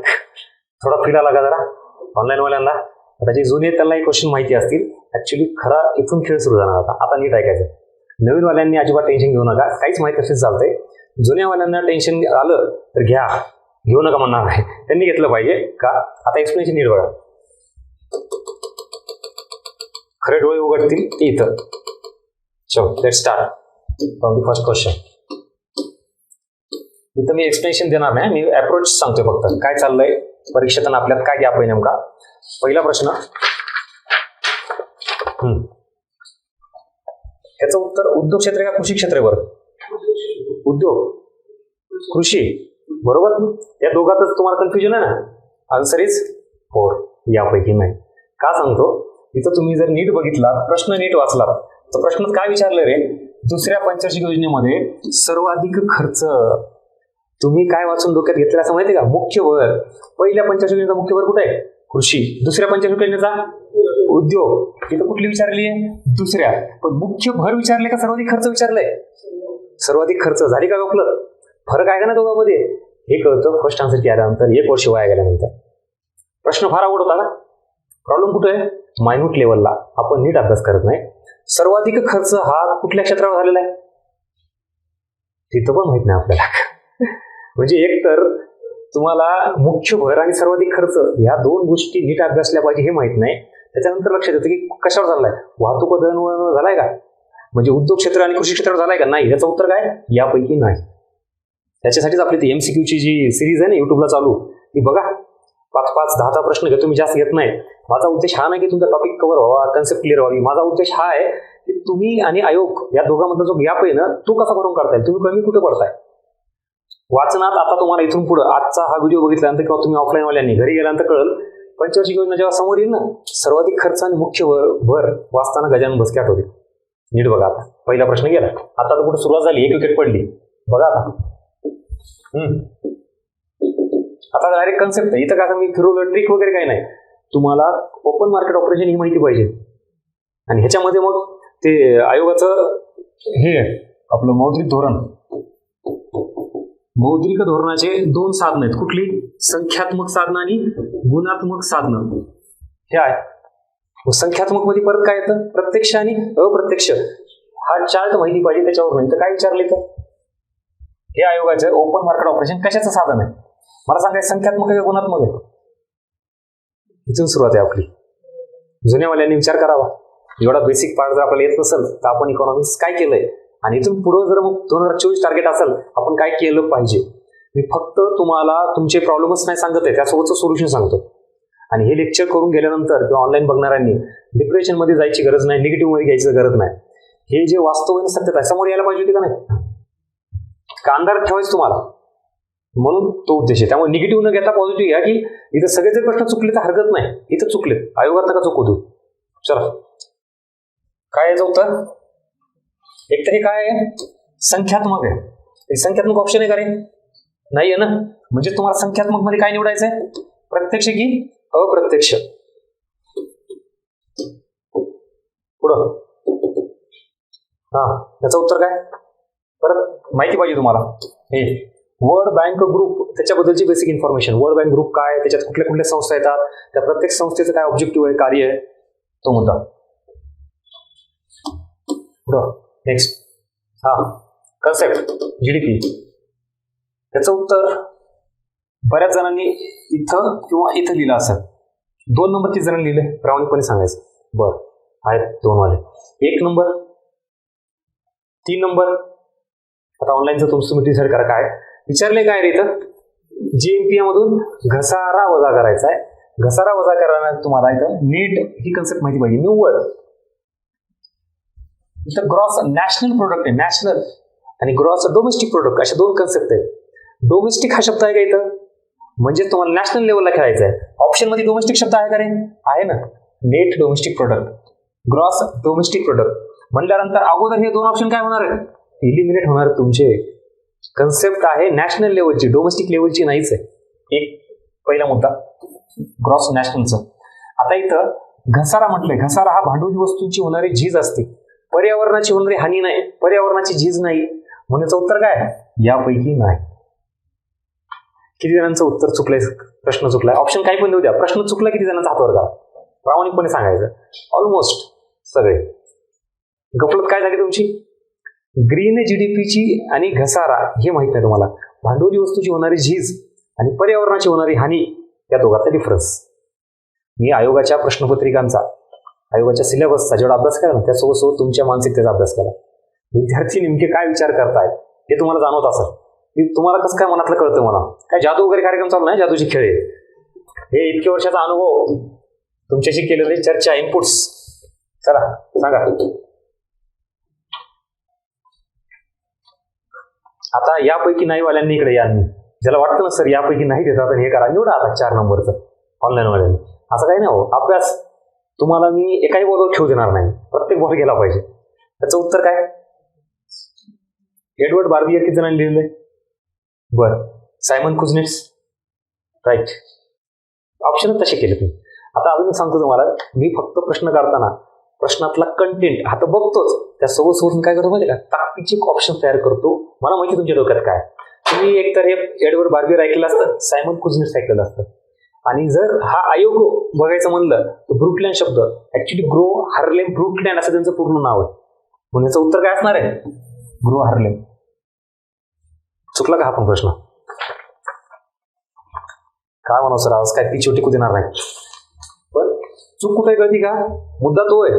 सगळ्याचे सगळे प्रश्न चुकू देत, हरकत नाही. आपण इथं आलोत काय स्कोर वाढायला आलोत का? स्कोर कसा वाढवायचा हे का? स्कोर वाढत नाही म्हणून तिथं आलोत ना आपण. चला नेक्स्ट. कन्सेप्ट, तुटीच्या संकल्पना. या प्रश्नातून तुम्हाला मला हे सांगायचंय, तुम्ही आता महसुली भांडवली अर्थसंकल्पी खेळत बसता. आयोगाचा एक पॅटर्न मला सापडला की क्वेश्चन मध्ये आयोग एक कीवर्ड देतो तुम्हाला, कीवर्ड हिंट देतो, थेट तुम्ही उत्तराकडे जाऊ शकता. एवढ्या सगळ्या प्रश्नामध्ये कीवर्ड कुठला आहे बरं? दैनंदिन किंवा चालू खर्च. म्हणजेच तुम्हाला ऑप्शन जर एलिमिनेट करायचं म्हणलं तर कुठला ऑप्शन एलिमिनेट होणार? भांडवली. त्याचं उत्तर काय? महसुली. थोडा अभ्यास असला की तुम्हाला कळतं महसुली काय, भांडवली काय. चला पुढं परत सेम कन्सेप्ट. कीवर्ड काय आता याच्यातला? एकूण. एकूण म्हणल्यानंतर भांडवली येईल का रे? एकूण मध्ये महसुली येतं का भांडवली येतं? दोन्हीही येतं. म्हणून स्पेसिफिक भांडवली स्पेसिफिक महसुली नाही घेऊ शकत. एक त्याचं उत्तर वित्तीय घेऊ शकता तुम्ही किंवा राजकोषीय म्हणा, हरकत नाही. राजकोषी शब्द नसल्यामुळे बऱ्याच जणांनी 4 निवडला असेल, ते पण चुकीचे नाहीयेत. त्यामुळे ह्याचं उत्तर तुम्हाला सांगितलं काय. हा महसुली म्हणल्या ह्याचं उत्तर काय असणार आता? ऑब्विसली 3. महसुली आणि भांडवली माहिती ना तुम्हाला. ज्यांनी ज्यांनी 3 उत्तर दिले नीट ऐकायचं. आता शेवट काय झालाय? कशाचा समावेश होत नाही. मग हे कधी कळतं? फर्स्ट आन्सर की आल्यानंतर अरे आयोगाने शेवटी फिरवलं. असं नका करू. ह्याच्यामुळेच वर्षानुवर्ष लागतात आपल्याला प्रश्न पूर्ण वाचायचा. आपण खुश होतो महसुली खर्चामध्ये कशाचा समावेश होतो म्हणलं की व्याज होतं, वेतन होतं, पेन्शन होतं. ऍक्च्युली तिन्ही घटकाचा समावेश होतो का नाही होत? होतो. प्रश्नात काय विचारलंय? कशाचा होत नाही. आता तुम्हाला जे वाटतं ते नका सांगू, आयोगाने काय विचारलं ते सांगा. मग ह्या तिघांचाच समावेश होतो म्हणलं उत्तर काय असणार आहे? यापैकी नाही. म्हणजे इथं कन्सेप्ट क्लिअर असून चालणार आहे का? आयोगाचा ट्रॅप, प्रश्नातला ट्रॅप हाही कळायला पाहिजे. नाही तर महसुली खर्च, महसूल उत्पन्न सगळ्यांना माहिती, काय फायदा? गेला नाही क्वेश्चन. 1 वर्ष जात आहे ज्याने. चला एवढा इझी आहे. 1 किंवा 2 ऑप्शन मधला कुठला ऑप्शन निवडायचा? 1 की 2? 1, 2 एवढंच आहे. युअर आन्सर इज का? Direct benefit transfer. 2 आन्सर. असे प्रश्न असतात का? बघा ना PYQ. नाही सांगत मी, तुम्हीच बघा. आता वारंवार खूप हे सांगितलेलं आहे. आयोगाचे क्वेश्चन्स हे लॉंग फॉर्मवर आहेत. हे आयोगाला सांगायचं असलं तर आपण करणं गरजेचं आहे. आणि इथं सुद्धा डायरेक्ट बँक ट्रान्सफर कोणाला वाटत असेल किंवा डायरेक्ट बेनिफिट म्हणलं 2 लिहितं बाहेर येत आहे. फर्स्ट आन्सर की कळतं इथं काय केलं. मग नेमकं आयोगाने काय केलं हे कळायला आयोग काय करतं? 1 वर्ष देतो तुम्हाला, निवांत विचार करत बघ. चला पुढं. चला भारतीय अर्थव्यवस्था ही काही प्रश्नामध्ये ना हे कीवर्ड असतात. पूर्णता. आता इथं कुठलं स्पेसिफिक वर्ष मेन्शन केलंय का? नाही, जनरल असं सांगितलं की मी सध्या आता भारतीय अर्थव्यवस्था काय नेमकी. तर तुम्हाला ह्याच्यासाठी थोडा अभ्यास लागतो. सध्या जीडीपी मध्ये सर्वाधिक वाटा कोणत्या क्षेत्राचा आहे? सेवा क्षेत्राचा. मग भारतीय अर्थव्यवस्था सेवा आधारित अर्थव्यवस्था म्हणता येईल का? जीडीपीवर म्हणू शकतो फक्त. पण ऍट द सेम टाइम फक्त जीडीपी विचारात घेऊन जमेल का? रोजगारातील सर्वाधिक वाटा कोणाचा आहे? कृषी क्षेत्राचा आहे. मग रोजगारानुसार जर बघितला तर कृषी आधारित अर्थव्यवस्था होईल. पण आपण राष्ट्रीय उत्पन्न, रोजगार, एकूण अर्थव्यवस्थेचा विचार केला तर पूर्णतः कृषी आधारित अर्थव्यवस्था आहे का? पूर्णतः सेवा आधारित आहे का? नाहीच ना. म्हणजे कुठलीही अर्थव्यवस्था नाहीये, उद्योग आधारित पण नाहीये. याचं उत्तर काय? यापैकी नाही. पटकन सांगा. अल्पकालीन, दीर्घकालीन दोन्हीपैकी ऑप्शन निवडायचं म्हणलं तर काय त्यामध्ये सर? नाही, दोन्ही पण. तिसरा. आता यापैकी नाही वाल्यांना पण चपराक दिली मी. प्रत्येक वेळेस यापैकी नाही उत्तर असतं असं काय नाही. सांगा. 1 नंबर किती जणांनी दिले? 2 नंबर, 3. हा काय आपल्याला बसल्या बसल्या म्हणा दोन्ही देऊन टाका म्हणा, अल्पकालीन बी दीर्घकालीन बी. अरे संस्था काय विचारली आहे, तुम्ही उत्तर काय देताय हेच ट्रॅप कळत नाही. आपण आयोगाला जे अपेक्षित आहे ना त्याच्यावर फोकस देतो. आपण खेळत बसलो अल्पकालीन का दीर्घकालीन. मुळात WTO कर्ज देते का रे? मग विषय येतो का याच्यात काही? Answer is 4. IMF आणि वर्ल्ड बँक जर असलं तर ठीक आहे. WTO बळजबरी कर्ज द्यायला लावायचं का? तिचं काम काय? वर्ल्ड ट्रेड ऑर्गनायझेशन परकीय व्यापारासंदर्भात नियमावली तयार करणे. गॅट आणि WTO. गॅटचं रूपांतर कशा झाले? WTO मध्ये. हेच कळत नाही. ह्याच अलर्टनेस वाढवायचा. ह्याला म्हणायचा अर्थनीतीचा पॅटर्न. आता हे परीक्षेत रिफ्लेक्ट होईल काय होईल मला माहित नाही, पण तुमचा अभ्यास झालेला चेक होतोय का नाही? झालं ना. मग अभ्यास जर चांगला असेल तर परीक्षेत येणार का नाही? चला आता हे इन्फॉर्मेशन बेसवर आहे. इथं ट्रॅप नाही प्रश्नात, क्लिअर कट आहे. आपल्याला नीती आयोगाबद्दल काय माहिती आहे का? एवढंच. सर, नीती आयोगाची स्थापना कधी येऊ सांगा, विचारा, आम्ही सांगतो. 2015. अध्यक्ष कोण असतात? पंतप्रधान. लॉंग फॉर्म काय? National institution transformation India. सगळं माहिती मला. बस का आयोगाने इथपर्यंत विचारले, आम्ही एवढीच बाउंड्री ठेवणार.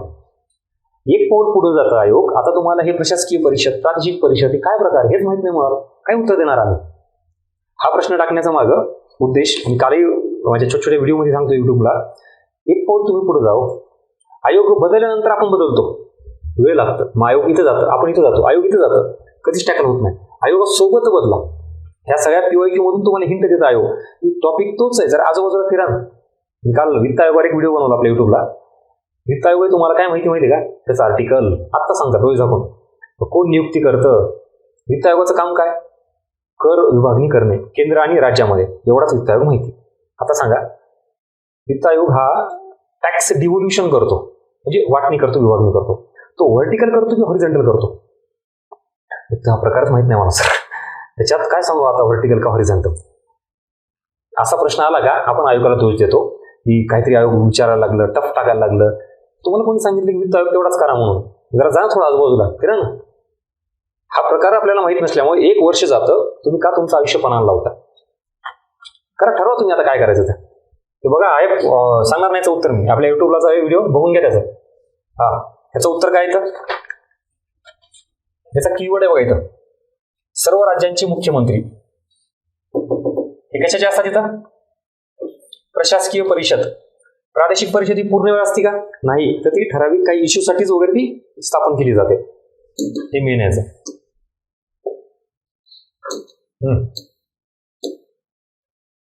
बेसिक आहे, काय नाही.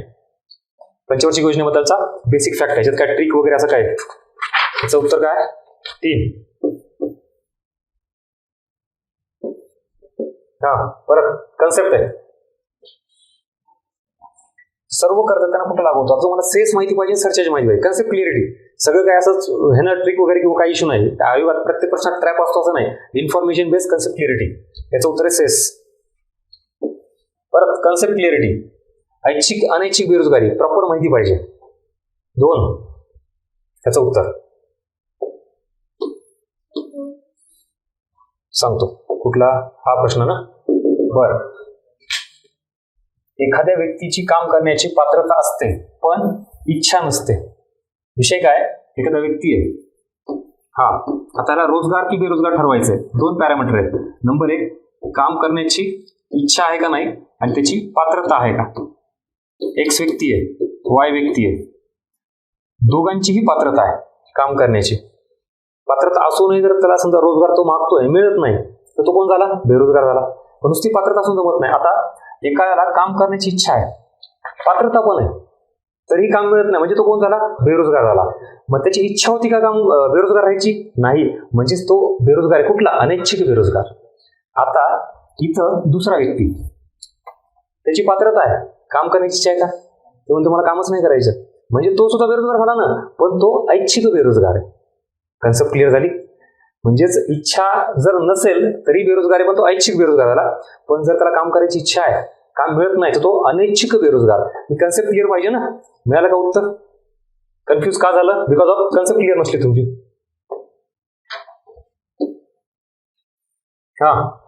सेम परत कन्सेप्ट आता आहे. मी त्याच्यावर का नाही जाते, अरे समजून सांगतो मी तुम्हाला. सेपरेट कन्सेप्ट क्लिअरिटीची वेगळी व्हिडिओ आहे. इथं माझा अँगल हा कन्सेप्ट क्लिअर करणं, टॉपिक क्लिअर करणं नाहीये. अप्रोच, इकॉनॉमिक्सचा प्रॉब्लेम काय नेमका तो फाइंड आउट करतोय. चला याचं उत्तर सांगा. 72 की 73? आता याचं उत्तर आहे 74. का? कारण हा कायदा काय विचारला इथं? कधी लागू झाला? मग आपण फेरा म्हणलं की 73 डोळे झाकून जातो फेराला. पण याचा विषय काय? तुम्हाला कधी कायदा संमत झाला, कधी लागू झाला, आयोग विचारू शकतो. जसे की उदाहरणार्थ आता तुम्हाला याच्यात एक ऑप्शन दिला,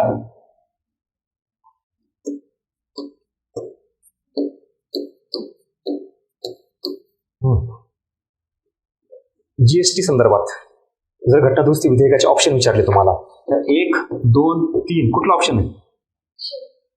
101 सगळे जातील. मी घटनादुरुस्ती विधेयक म्हणलं, मी घटनादुरुस्ती कायदा म्हणलं का? मला काय म्हणायचं, पोहोचलंय का भावना? काय फायदा तुम्हाला माहिती असून? अख्खं जीएसटी सगळं केलंय, पॉलिटी केलंय, गेलं नाही क्वेश्चन. एक क्वेश्चन गेला म्हणजे एक मार्क गेला, एक मार्क गेला म्हणजे तुमचा रिझल्ट गेला, एक वर्ष गेलं. हे समीकरण लक्षात ठेवायचं. आयोगाने विचारलंय काय त्याच्यानुसार उत्तर द्या. तुम्ही जे रट्टा मारला ते नका उत्तर देऊ ना. संमत केलाय का लागू केलाय? घटनादुरुस्ती विचारलंय का? घटनादुरुस्ती कायदा विचारलाय? घटनादुरुस्ती विधेयक किती होईल जीएसटीचं? त्याच्यात पण अजून अरे वेगवेगळे व्हरायट्या काय येतात रे बाबा. आता तिथे जर एक वाक्य तर ठेवा की. आज काहीच नाही, तुम्ही ठरवा तुम्ही कुठे आहे. या सगळ्या प्रश्नांच्या भडीमारामधून तुम्हाला लक्षात येतं आपल्याला जर घटनादुरुस्ती विधेयक आणि कायदा माहित नसेल जीएसटीचा, तर 2024चा आपण प्रबळ दावेदार स्वतःला समजू शकू का? तुम्ही म्हणजे ना ते हे झालंय बघा, नर्वस 90 क्रिकेटचं उदाहरण. सचिन तेंडुलकर बद्दल ते वाचलं ऐकलं होतं मी. आत्ता जेवढं त्याचं रेकॉर्ड आहे का त्याचे कितीतरी पटीने रेकॉर्ड जास्त असतं असं त्याचं शतकांचं. का रेकॉर्ड नाहीये? Because of nervous 90. 90 क्रॉस झाले, नर्वसनेस येऊन कितीतरी विकेट सोडले आहेत ते. तसं तुमचं झालंय का? जे जुने आहेत त्यांना कळत असेल तर तो नर्वसनेस तुमचा प्रचंड मोठा शत्रू आहे, लॉस करणार आहे, 100% तुमची विकेट घेणार आहे. आता तुम्ही काम कशावर करायचं नीट ठरवा. हा नर्वसनेस ठेवूनच उत्तर चुकवायचे का त्याला बाजूला ठेवून परफेक्शनवर काम करायचंय आणि 2024चं टार्गेट पूर्ण करायचंय? Choice is yours. ठरवा तुम्ही काय करायचं त्याला.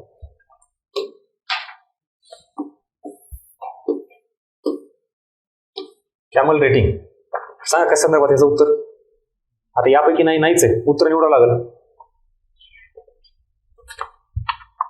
आता याच्यात तुम्ही लॉजिक लावलं असेल बऱ्याच जणांनी की सर हे उद्योगाबाबत असेल, भांडवल बाजाराबद्दल असेल किंवा काय. मुळात लिटरली खरं सांगू का, हे जे आहे ना कॅमल रेटिंग ह्याच्याबद्दल तुम्हाला काहीच माहित नाही. खरं आहे का? ऑनलाईन वाल्यांना कळलं, हे मला कसं कळालं? बरं, हे पण माहिती की तुम्हाला याच्यातलं काय माहित नाही तरी तुम्ही उत्तर दिले. बरोबर आहे का? मोजके जण सोडले तर बऱ्याच जणांनी उत्तर दिलंय. काय परफेक्शन असेल तुमच्याबद्दल. हे का आलं एवढं? इतक्या वर्षाचा अनुभव, तुमच्याशी केलेलं इंटरॅक्शन आणि तुम्ही केलेल्या चुका. जर तुम्हाला कॅमल रेटिंग माहित नाही, कशाला याच्या नादी लागायचं? सोडून द्यायचं. सगळेच प्रश्न आयोगाने तुम्हाला सॉल्व्ह करायला दिलेत का? काही प्रश्न सोडून द्यायला दिलेत हे मान्य करा. उगच उगच का? मला वाटतं उद्योग, कोणा वाटतं सेवा, कोणा वाटतं बँकिंग, कोणा वाटतं भांडवल बाजार. याचं उत्तर बँकिंग आहे, ठीक आहे, सोडून द्या ना. ह्याचं 3 उत्तर आहे. पण लॉजिक लावलं ना तुम्ही. तुम्हाला माहित होतं का? नाही. आता कॅमल रेटिंग विचारली, उद्या परत काय एलिफंट विचारला अजून काय करायचं आपल्याला त्याच्यावर? म्हणजे ह्या टेक्निकल गोष्टी ज्या आहेत ना, हे आयोग विचार जाणारच आहे. आपण त्याच्या मागे नाही पडायचं. ह्या प्रश्नाचा उद्देश तो होता माझा. चला परत PSL कन्सेप्ट बेसिक क्लिअर पाहिजे. इथं तुम्हाला प्रायव्हेट सेक्टर काय माहिती पाहिजे.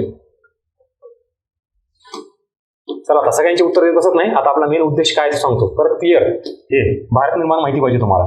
इथं आता आपण कुठल्या वर्षीत आता सध्या वर्ष कोणतं चालू आहे? संपलं ऑलमोस्ट. 24 आहे ना. प्रश्न कुठला आहे? वर्ष कुठे गेली तर हे 17, 18 काय विचारलं? हे मागचं आहे ना. असे आयोगाचे प्रश्न असतात. एवढ्या मागे जायचा काय संबंध आहे का आपला? मला वाटतं तुम्हाला काहीतरी 2017ला 2013चं बजेट विचारलंय किंवा आता सुद्धा ह्या परीक्षेला घ्या. आत्ताच्या रिसेंटवाल्या 3-4 वर्ष मागे गेलेला आहे. तुम्ही एवढं डेटा करू शकणार आहेत का? जर असं काही आलं तर लॉजिक लावत बसू नका. ते त्यावेळेला काहीतरी इकॉनॉमिक सर्वेचं पेज होतं, ते पिंक कलर होता, वुमन एम्पॉवरमेंटसाठी होतं, ते कुठल्या वर्षीच होतं. तर ह्या सर्चिंगमध्ये नका जाऊ.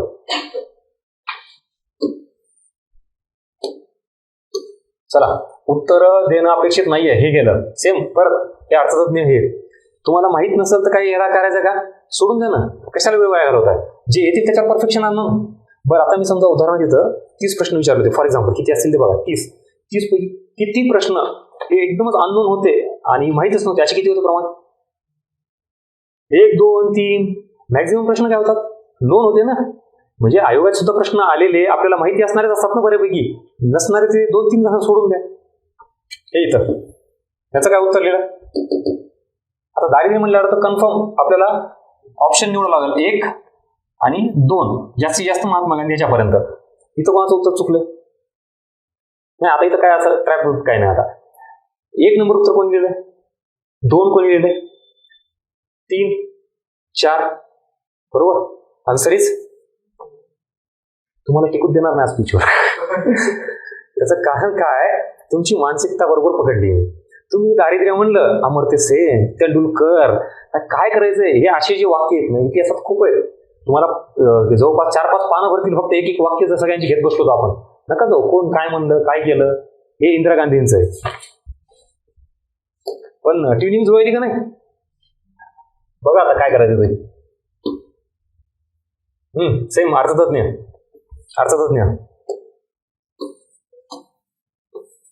हा, याचं उत्तर नाही. आता प्रत्येकाचं मी काय तुम्हाला ट्रॅपवर टाकण्याचं काय नाही. इथं तुमचं उत्तर बरोबर असू शकते. याच्यात काही चूक आहे का? इथं कन्सेप्च्युअल क्लॅरिटी. सर तुम्ही हसता त्यामुळे डाऊटच यायला. आता सांगा ना, याचं उत्तर बरोबर आहे का चूक आहे हे सांगा प्रामाणिकपणे. तुमचं काय वाटतं? चूक आहे. बरोबर आहे, राईट. आता चूकवाल्यांनी काय चूक आहे सांगा. Very good. ज्यांनी उत्तर हे बरोबर लिहिलं ना, त्यांनी नीट बघायचं. हे डेफिनेशन ओपन मार्केट ऑपरेशनचीच आहे. गफलत काय केली इथं, हे मुळात open market operation it is a part of fiscal policy और मॉनिटरी पॉलिसी. मौद्रिक धोरणाचा भाग आहे की राजकोषीय धोरणाचा भाग आहे? मौद्रिक धोरणाचा भाग आहे, राजकोषीय नाही. राजकोषीय धोरण कोणामार्फत राबवलं जातं? सरकारमार्फत. मौद्रिक धोरण आरबीआय मार्फत. मग हे जे चाललंय तर हे आरबीआय मार्फत पाहिजे, सरकार मार्फत नाही. आता थोडं ट्रॅकवर यायला लागली गाडी काही जणांची. जिंकलं ना, हेतू साध्य झाला ना. आजच्या वर्कशॉपचा हेतू साध्य झाला. तुम्हाला हे जर डायरेक्शन प्राप्त झाली, काय वाचायचं आयोगाच्या प्रश्नातून, आपण कुठं कमी पडतोय, जिंकली. अर्धेड आहे तुम्ही ते जिंकला झाला. नाही तर ओपन मार्केट ऑपरेशन माहिती असून काय फायदा नाही ना. आता हे फॅक्ट आहे, हे वाटच पाहिजे. आयोगाचे आतापर्यंतचे पीओक्यू बघा. तुम्हाला वित्त आयोग आणि वित्त आयोगाच्या अध्यक्षावर प्रश्न सोडू नका. हा, याचं उत्तर. आता काय जमतंय सर यापैकी नाही देतं तुम्ही. आता वर सांगताय आणि हे करताय. त्याचं उत्तर 92, 93, 94 मध्ये काय कन्फ्युजन आहे?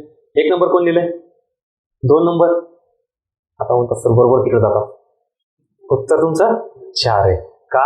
नीट बघा काय विचारलं रे इथं. स्थापना कशाची? सेबीची. सेबीची स्थापना कधी आहे रे? 88 आहे. आता डोळे उघडले का? तुम्ही उत्तर काय करताय? 92. मला कसं कळालं तुम्ही 92च्या आसपास असणार आहेत म्हणून? त्याचं काय केलेलं आहे? अधिनियम 92चा आहे. म्हणून आयोगाच्या प्रश्नपत्रिकांच्या अभ्यासासोबत मी काय केलंय, तुमचा अभ्यास तेवढाच केला.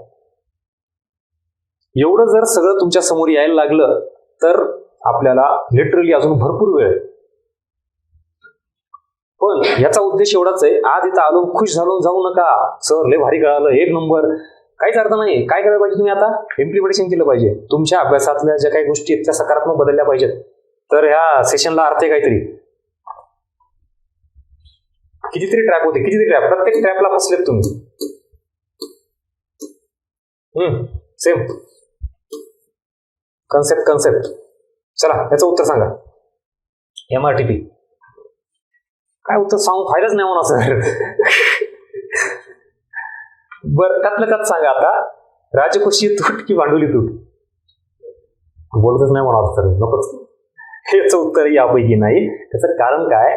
तुम्हाला परत सेम तुम्ही ऑप्शन मध्ये अडकताय. अरे प्रश्नात विचारले काय रे? MRTP. याचा काय संबंध आहे? मुळात FRBM कायदा, MRTP ऍक्ट, फेरा ऍक्ट, फेमा ऍक्ट सगळं एकत्र झालेलं आहे. आपलं ह्याचं बायफर्केशन करायची गरज आहे. Monopoly restrictive trade practice act काय? आणि ऑप्शन जे विचारले ते FRBM बद्दल आहे. Fiscal responsibility budget management act. काही नाही म्हणा सर, आम्हाला सगळं भेळ झाली आहे. आणि 2024चा रिझल्ट असाच जाणार आहे.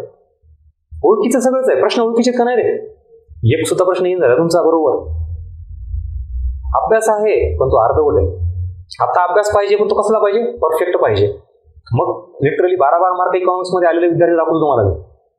आणि मी म्हणत नाही असं की माझ्या मावाले ना बाबा त्यांचा अभ्यास आहे. मी दिल्ली डायरेक्शन त्यांनी फॉलो केली, मेहनत त्यांची, क्रेडिट पण त्यांनाच आहे. मला अजिबात नाही. तुम्ही सुद्धा येऊ नका. परीक्षा 5,000 माझ्याकडे फिरकलं नाही तरी चालतंय, पण पास व्हा, स्वतःचं भलं करा. इकॉनॉमिक्स मध्ये मार्क घ्या. तुमचीच मेहनत, तुमचंच सगळं. फक्त एवढं आहे, बरबाद करू नका वेळ पुढचा. हे जे काय 2, 3, 4 महिन्याचा काळ एवढा प्रामाणिक घेतोय, बाकी काही नाही. चला पुढं. चला असंच आहे आता सेम. हे पण काही जणांनी स्टार्टअप केलं असेल. तुम्हाला क्लिअर कट योजना माहिती पाहिजे. स्टार्टअप काय, स्टँडअप काय, आणि नाही माहिती तर मग कन्फ्युजन येत ना. मग हेच कन्फ्युजन जर परत 2024च्या परीक्षेला घेऊन गेलात काहीच अर्थ नाही. आता सेम पॅटर्न आहे, काही एक्सप्लेन करायची गरज नाही. हे परत आपण आता बॅचच्या वेळेस डिटेलमध्ये असणारच आहे. चला संपलं. आता जी 27 तारखेला आपली स्टार्ट होतीये, त्यात हे सगळं पहिले 2 ते 3 दिवस लिटरली तुम्हाला मी एकही टॉपिक सुरू करणार नाही. सगळा कार्यक्रम असाच असणार आहे. जे एकदा डोळे उघडू द्यात आणि मग पुढे टॉपिक सुरू. चलो, so this is all about today session. कसं वाटलं सांगा. ऑनलाईनवाल्यांनी आवर्जून प्रतिक्रिया मेन्शन करा. त्याचं कारण काय की तुमची फीडबॅक्स हे येऊ द्यात मला. म्हणजे तुम्हाला कनेक्ट होतंय काय होतंय, जसं मी मागच्या व्हिडिओमध्ये पण सांगितलं. आणि हा व्हिडिओ किंवा तुमचं हे जास्तीत जास्त जणांपर्यंत पोहोचवा. अशा गोष्टी ऍक्टिव्हिटी आजपर्यंत बघितल्या का तुम्ही? नाही झाल्या तर जाऊ दे ना सगळ्यांपर्यंत. 2 महिन्यानंतर हा व्हिडिओ सगळ्यांना गेल्यावर काही अर्थ राहणार नाही, फक्त पुन्हा पश्चाताप. अरे ही गोष्ट मला जर आधी कळली असती तर. पण तो उद्देश आहे की जाऊ देत एकदा, कळू द्या सगळ्यांना. ठीक आहे, चला सांगा काय डाऊट आहे आता, ह्याच्यावर काय विचारायचं. आता जे झालंय सगळं मी तुम्हाला आल्यानंतर सांगितलं की मी आज थिअरी नाही घेणार, त्यासोबत प्रॅक्टिकल पण घेणार. उगाच काहीतरी हवेत गप्पा मारायच्या, मस्त सांगायचं असं तसं करा, पण ते कसं करायचं हे मी प्रॅक्टिकल आयोगाचे प्रश्न घेतले आणि काही क्वेश्चन्स इव्हॅल्युएशन टेस्टचे घेतले. बोला.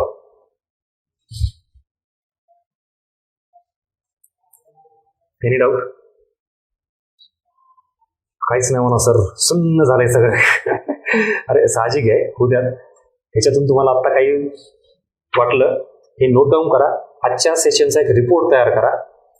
तुम्ही कुठे होतात, कुठे आलात, परत या सतत भेटा. म्हणजे काय बॅच लावली पाहिजे असं काही नाही ना, करा बाबा बॅच. तुम्ही येऊन इकोबद्दल काय असेल ते डाऊट विचारा, तुम्ही सेल्फ स्टडी करा. मी ते सांगतो, परत कुठलं इथंच आलं पाहिजे, बघितलं पाहिजे, काही नाही. बरं, दुसरे पण आपले बाकीचे सर आता ते आमचे मित्रच आहेत, तुम्ही त्यांना कोण नाही भेटा, पण एवढं करा बाबा, भेटा, कम्युनिकेशन करा. 2024 साठी तुम्ही स्वतःच आपला अभ्यास करताना जात आहे.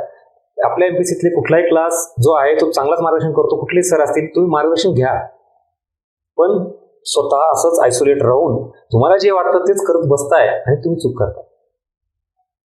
जर 24चं टार्गेट असेल तर ही चूक टाळा आणि कम्युनिकेशन करून पुढे जा.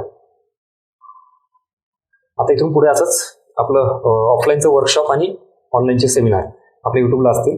अर्थाने ते टेलिग्राम चॅनल जॉईन केलं नसेल ते एकदा करून घ्या. त्याच्यात ह्या सगळ्या गोष्टी इनपुट्स आहेत. मला सगळं तिथं सांगणं गरजेचं म्हणजे पॉसिबल नाही आहे. काही काही गोष्टी जिथे टाकत असतो मी त्या घ्या. आणि 27 तारखेपासून सेम टार्गेट राज्यसेवा आणि कंबाईन असणार आहे. ह्याच्यासाठी डेडिकेटेडली इकोची बॅच स्टार्ट होती आपली. जवळपास 1.5 महिन्याचं ड्युरेशन असणार आहे. आणि काय असेल काय नाही त्याचा ट्रेलर आता मिळाले. आता तुम्हाला वेगळं सांगायची गरज नाही की त्या बॅचमध्ये काय होणार आहे. पूर्ण आउटपुट ओरिएंटेड ही बॅच इकोच्या अँगलनी असेल. त्यात कन्सेप्च्युअल क्लॅरिटी, फॅक्च्युअल डेटा, सोबत करंट अँगल, बजेट आणि सर्वे अशा सगळ्या गोष्टी त्याच्यात होती. माझा नंबर तुम्हाला दिलेला आहे. आपल्या टेलिग्रामवर डिटेल्स आहेत सगळे. ऑनलाईनवाल्यांना काही कम्युनिकेशन करायचं असेल तुम्ही कॉलवर करू शकता. पुण्यात जे आहेत मी त्यांना आवर्जून सांगतोय, असा कितीतरी वर्ग आहे विद्यार्थ्यांचा. पुण्यात असून ना ऑनलाईन ना ऑफलाईन कुठली बॅच नाही करत, फक्त अभ्यास. हरकत नाही, सिच्युएशन फायनान्शियल काय असेल जेन्युइन रिझन आहे. पण जर तुम्हाला थोडीफार फायनान्शियल परिस्थिती मॅनेज करू शकता किंवा काय, तर आवर्जून करा. ती हीच वेळ आहे. ती कशाही स्वरूपात आणि कोणाची करा, मी म्हणत नाही माझीच बॅच जॉईन करा. पण जर हे आमचा अनुभव तुमच्यापर्यंत पोहोचत असेल, तुम्हाला फायदा होत असेल तर करून घ्या ना. आपली काय मेंटॅलिटी माहिती का, मी फक्त विद्यार्थ्याची म्हणत नाही, जनरली भारतात मेंटॅलिटी आणि युरोपमधले फरक काय सांगतो. आपण एखादी गोष्ट वाचवायला जातो, पैसे नाही, अरे हे काय आहे, इथं 500 रुपये वाचताय आणि मी काय करतो, एक 4-5 घंटे तिकडे जाऊन येतो, लांब तिकडून भेटते. ते 4-5 घंटे घालायला तयार आहे, 1 दिवस घालायला तयार आहे तेवढे पैसे वाचण्यासाठी. पण तेवढे पैसे दिल्यानंतर जर माझा 1 दिवस वाचत असेल, 4-5 घंटे वाचत असेल, तर ते जास्त गरजेचं आहे आयुष्यात आपलं. तसं विद्यार्थ्यामध्ये मी 1 वर्ष बर्बाद करायला तयार आहे का, ह्या गोष्टी न आल्यामुळे. पण मी कुठंच क्लास करणार नाही, मी कुठंच फीस भरणार नाही, 1 वर्ष बर्बाद करेल. जेन्युइनली ज्यांची खरंच परिस्थिती मी त्यांच्याबद्दल मान्य करतो. बरेच जण नाईविलाजाने क्लास जॉईन करू शकत नाहीत. पण ज्यांचं खरंच आहे तुम्ही स्वतः चेक करा ना, आणि तुमच्या भल्यासाठी सांगतोय. कळते का मला काय म्हणायचं ते. एवढं लक्षात घ्या आणि 2024चं टार्गेट समोर ठेवून ऍक्टिव्हिटी सुरू करा. चलो, सो इथंच थांबू आपण. आता बाकी काय नको म्हणा सर. आता जाऊ द्या आधी. ऑनलाईनवाल्यांना बाकी डिटेल्स तुम्हाला मिळून जातील आपल्या ॲपवर आणि टेलिग्राम चॅनलवर. सो भेटूया पुढच्या याच्यामध्ये. Thank you so much.